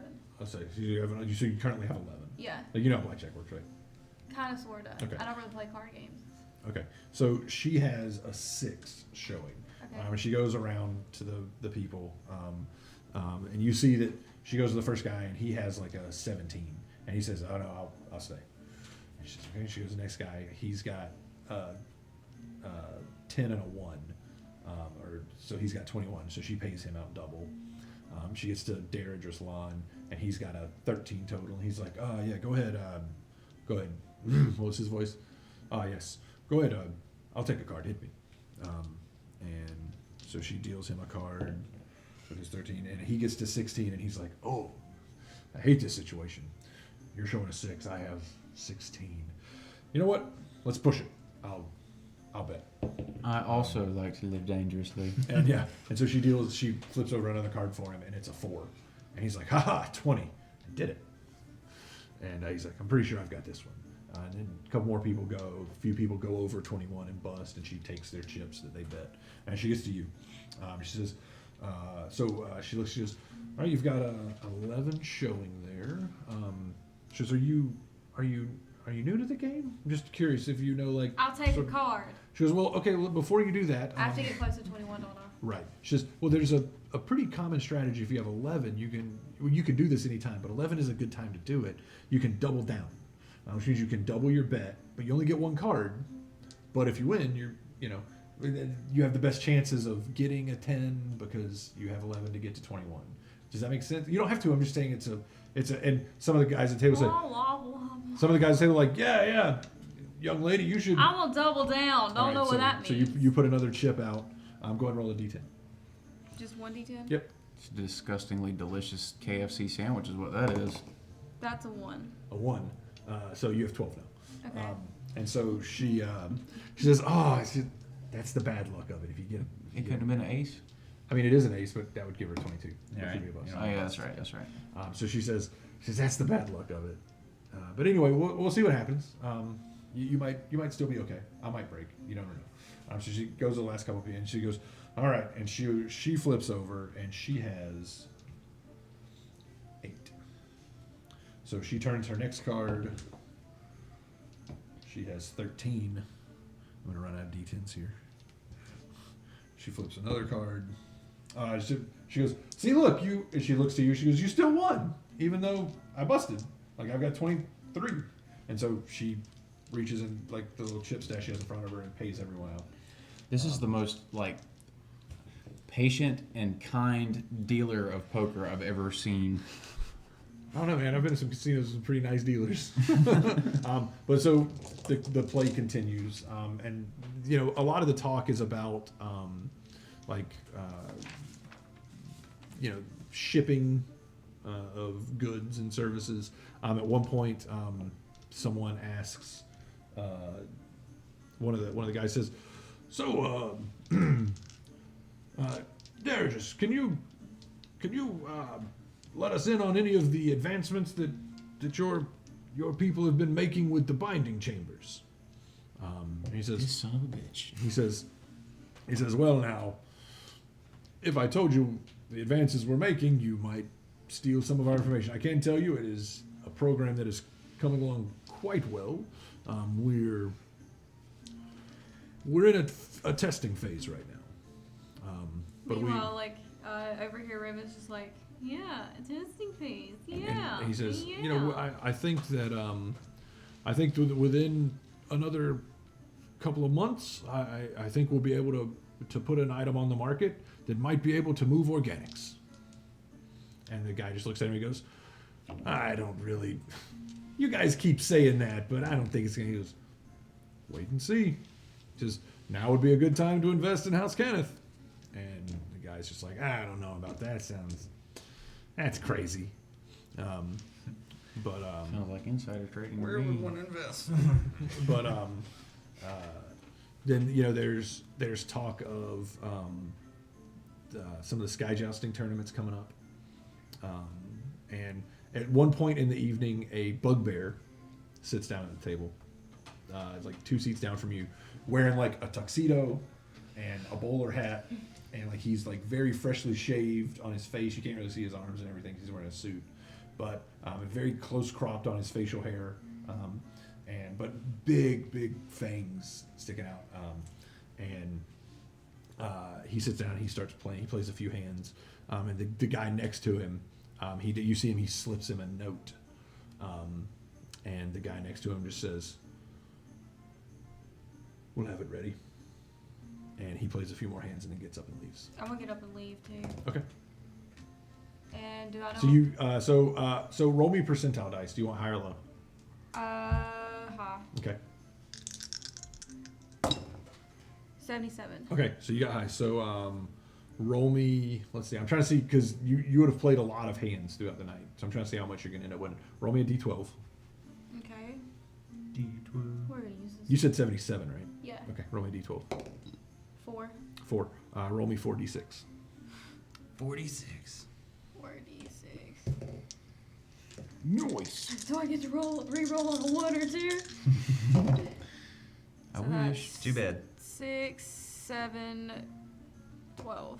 All right. Yeah. So you end up. It's an up and down night. Blackjack is, to be fair, sort of slow game, but you do profit 12 gold. So the 20 gold that you put in turns into 32. Ooh. Yeah. So And I don't know how to gamble. I didn't know how. Yeah, you ended up. Yeah, you lost some hands. You won some hands. Some people kind of helped you out. Oh no, split those aces, or Things Okay. that they gave you different advice. You doubled down another time and ended up winning, like hitting a 21 immediately. Like you hit a couple of 21s, like maybe 821, like on the deal, so you got paid double. But you ended up making just a little bit. It's not great, profit, but you made a decent. For amount me, of it is. Yeah. All right. So what do you when you get it from the table? What are you doing? Do I see where the bugbear headed He just leaves the place. completely? Yeah, like he cashes out. He like says like waves to the bartender and like says something to a couple of people and starts to make his way out the door. Like you've had time to like cash your stuff if you wanted to do something. So he hasn't left or Yeah, has. he's like as you are getting up from the table, he's like making his way to the door to leave. Well, I'm going to, I guess, look at Olgar. And if you're looking at me and I'm looking Yeah, at you, Looking at me. Looking at me. I'm gonna be like. I'm sorry. I just wasn't doing that because I What was was like, that face? Yeah, so you get outside. Really need to teach them subtleties. Olgar, give me a perception. Give me an insight check to see if you understand what those hand signals mean. I probably don't know what they mean, but I was gonna follow her anyway. Oh, like I said, give me some insight. That is a insight Yeah. 14. 14. Yeah. You're like pretty sure she wants me to follow her. But you, Olgar kind of grabs up his stuff, but you get outside. The streets are pretty busy. You just see this bugbear as he gets outside. You see he reaches into a pocket and pulls out a cigar and starts lighting it up, and he just starts to kind of stroll away. But it takes him a while to get the cigar lit. I'm like, punk. And like keep following. Okay. I mean, you're just gonna follow him through the crowd. Yeah, I mean, just to get like a general area of where he's headed. So, I mean, like, I don't know where He's he's just going. walking down the street through the crowd, and it's like I said, it's fairly crowded. I'm gonna follow. Okay. Did you say you needed a perception check? You already rolled it. Oh, the insight was the perception. Oh no, yeah, the insight. Yeah, I meant when I said perception. I meant Oh, okay, insight. gotcha. Sorry. Yeah, Okay, so yeah, I mean, you're just following a bugbear through the streets. I'm He's just following. like, her. he's just walking along, smoking a cigar. He doesn't like stop and talk to anybody. Eventually, like, how long do you want to follow him? Until I really don't know. Because I don't know what the fuck to do. I don't know what the fuck to do. I like you're committed to like seeing where he goes. Yeah, like, I mean, at least home where or he goes, or warehouse. like at least get an idea of what the fuck is going on, because I don't know who the fuck is. Riven, what do we do? Okay, just let me do clarify one thing, because the person that he slipped the note to was not Daraja's line. Just so you know, I don't know if that's what you were thinking. I just want to make sure that that's clear. It was some other random guy at the table. So it was some random guy. At the Yeah, table. it wasn't Phineas Crab, and it wasn't Daraja's line. So the bugbear slipped the note to the other guy. He slipped a guy to just another person that was at the table that did not get introduced to Ginger. And the bugbear said it'll be ready. And the bugbear, the guy looked at it and said, "It'll be ready." Like he looked at the note and he said, "It'll be ready." Just See, I remember- thought it was the bugbear who got the note. no, the You bugbear looked at it, slid the read note it. to the guy. Oh my god, I follow this person for no reason. Sounds about right. If I was watching Riven, can I see if I like saw this exchange at all? Oh no. There's like no way I would have seen No, it. you would have had to have been at the table Okay. to see it, yeah. Or like right by Well, I'm the gonna table. relay the information to you that the bugbear slipped the guy the note, but I wanted to see if he was up to something, because the people, I'm just gonna tell him everything that I heard at the table. Okay, so are you still following the bugbear? A little bit. Well, we're still behind. Okay. Like, I mean, he seems to be oblivious. He's walking along smoking a cigar. Every now and then, like, he'll stop at, like, one of the stands that's been set up, and, like, he'll, like, get, like, a paper cup of beer or whatever and drink it. Is there like any kind of symbol on him or anything that He's just wearing, like, a tuxedo. A bugbear and a tuxedo. Yeah. That is I really dig. weird, though. I feel like. It probably is. I mean, this is what a bugbear looks like. Yeah. Beast man Do in you a want to just tuxedo. go back? Do you want me to imprint this guy so we can find him later? Imprint him. Are you sure? Because I think he's a competitor. A competitor? Who did he slip the note to? Some random dude. I don't know names. All I know is that there was a professor and there's this weird ass looking dude in a tuxedo slipping letters. Why don't we just go back and track the professor? Well, they're competitors. Did you just. I don't think so. They What have ab- some what about- kind of. The guy who has the note. Let's start with that. And I'm just gonna turn around and start walking backwards. I mean, I guess I'll follow. Okay. So you make your way in, and you're like coming up the stairs that walk in when the guy that got the note slipped to him is walking out. Appears to be a little drunk. I'm gonna run into him Okay. and just knock him down. Okay. You kind of hit it. He sort of falls on his butt on the stairs like, oh, excuse me, sir. I didn't see you there. Oh, I'm incredibly sorry. Here, let me help you up. You seem to be very drunk. Well, I'm just a little, I get a little slurry. I'm okay. Are you sure? Yeah. Where are you headed? Let me help you. I says, I'm headed back up to Upper Central to my apartments. Upper Central. That's X amount of minutes away. Like 2 hours. Yeah, that's an incredibly long ways away. He says, well, I'm probably gonna catch a sky coach or something. Are you sure you don't need any help here? Allow me to escort you that way. I don't have anything else to do Well, tonight. he says, like I said, I'm not gonna walk that far. I didn't say walk. If you want to take a sky coach with me, Did I see what pocket he slipped it in? give me a perception check. Probably not. I'm gonna start shoving my hands in pockets. Me following him will not be. Hey, that's a dirty 20. What? Okay. What is it? A 20 on the die? What's your perception? My perception is a +1. 20 on the die wouldn't have done it.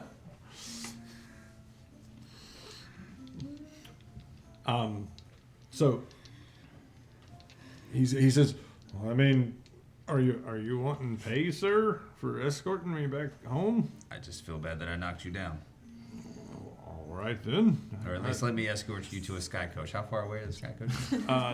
They're like maybe a block. Yeah, You can I'll, find one. I'll escort him to the sky coach. Okay. He says, well, I appreciate it. And you get to the sky coach, and you have to wait a few minutes for one to come back down. It's pretty busy tonight. But eventually when it's coming, he says, oh, dude, all right, well. Like as soon as we probably get outside of the whatever place, the brothel, Mhm. I'll just kind of look at Riven. I'm like,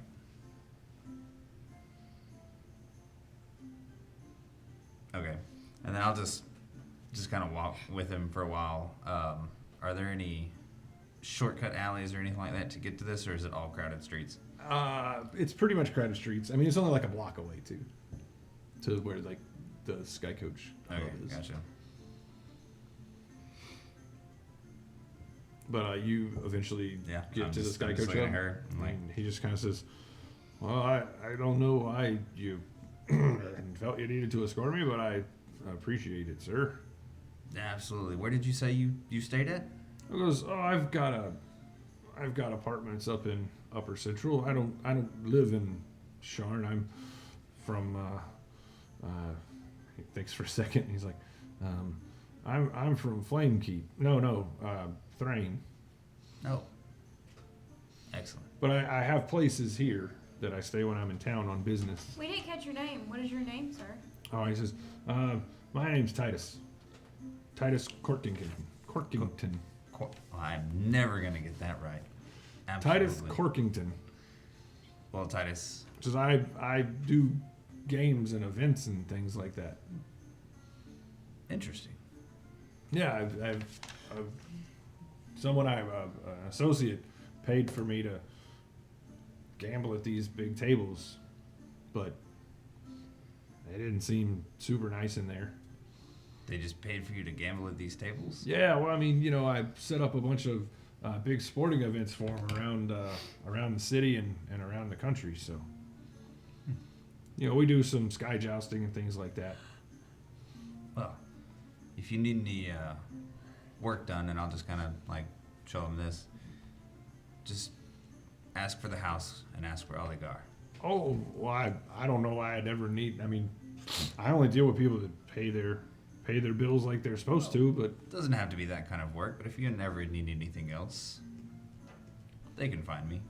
oh, okay. It's nice to meet you, Titus. Get home safe. Or I'll to your apartments. do my best. And he climbs in the sky coach, and it flies off.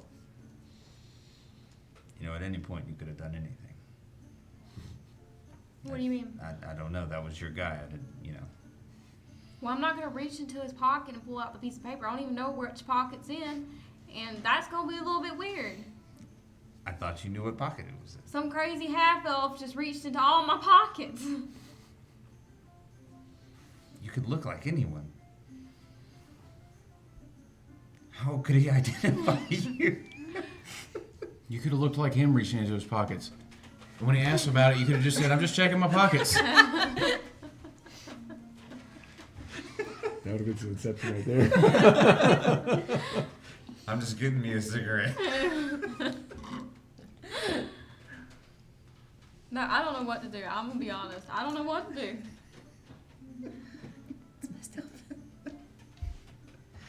I guess we'll go back the block. And the whole time I'm just debating the morality of turning into someone else and reaching into their own pockets. Okay.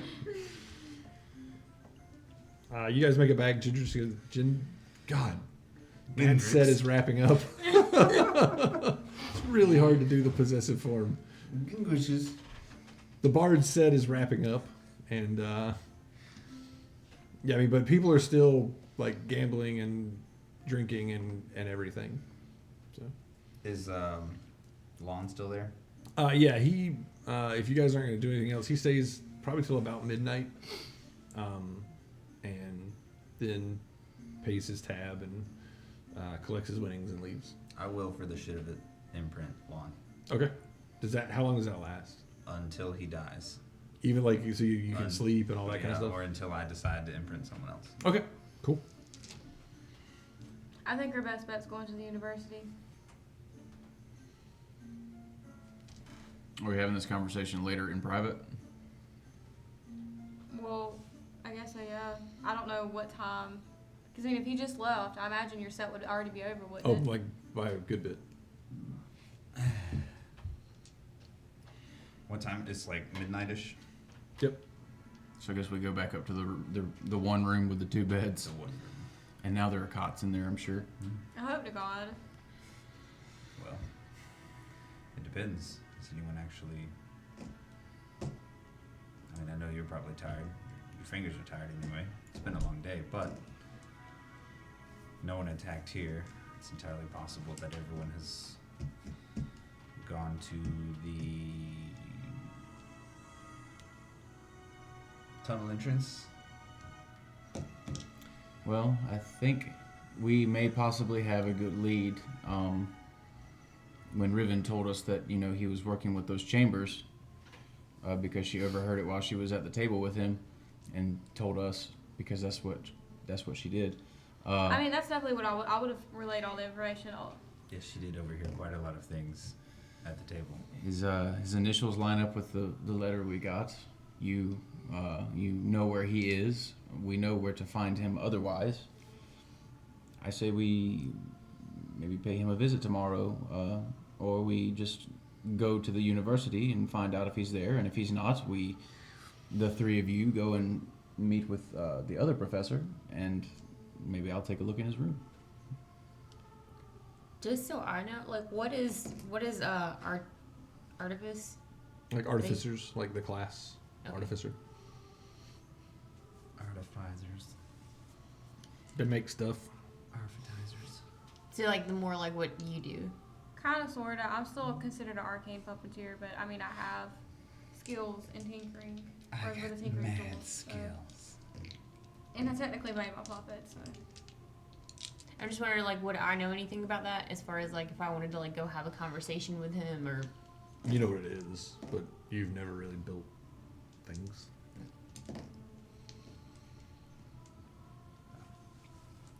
Sounds like a plan. So get some rest tonight and visit the college tomorrow. Plus, if there was attacks, we would hear about them, and I don't think would be much help anyways, because we don't know what the hell is going on. I don't know what the hell is going on. That's normal. She's pretty much. What? I'm pretty much what? Nothing, Genesis. I'm quite smart. It's more awkward. I didn't say you were stupid. You're I'm not very stupid. intelligent. I can do a lot of things, actually. I'm sure you can. I can. Better Sure. than you can bounty hunt. That hurts. Hey, since you've known him, he's 3 for 3. Yeah, right. This is true. Well, no, he's He started out over 1, I guess. Yeah, all right. All right, so if you guys don't want to do anything else tonight, you can take a long rest. I'm gonna take a long rest. I need those If spell you slots back. if you want to do any puppet work or any alchemy, I need to do puppet work actually. I take so that back. do you just want to do an hour of puppet work, or you want to not sleep? I want to do an hour of puppet work. Okay, so you can do an hour of puppet work and still, so you'll get 25 more gold. Well, we're not going to sleep at all. Because, I mean, there's alchemy going on, puppeteering going on.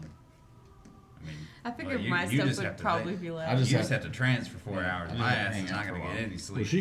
she's only going to go for an hour. So I get the other leg done.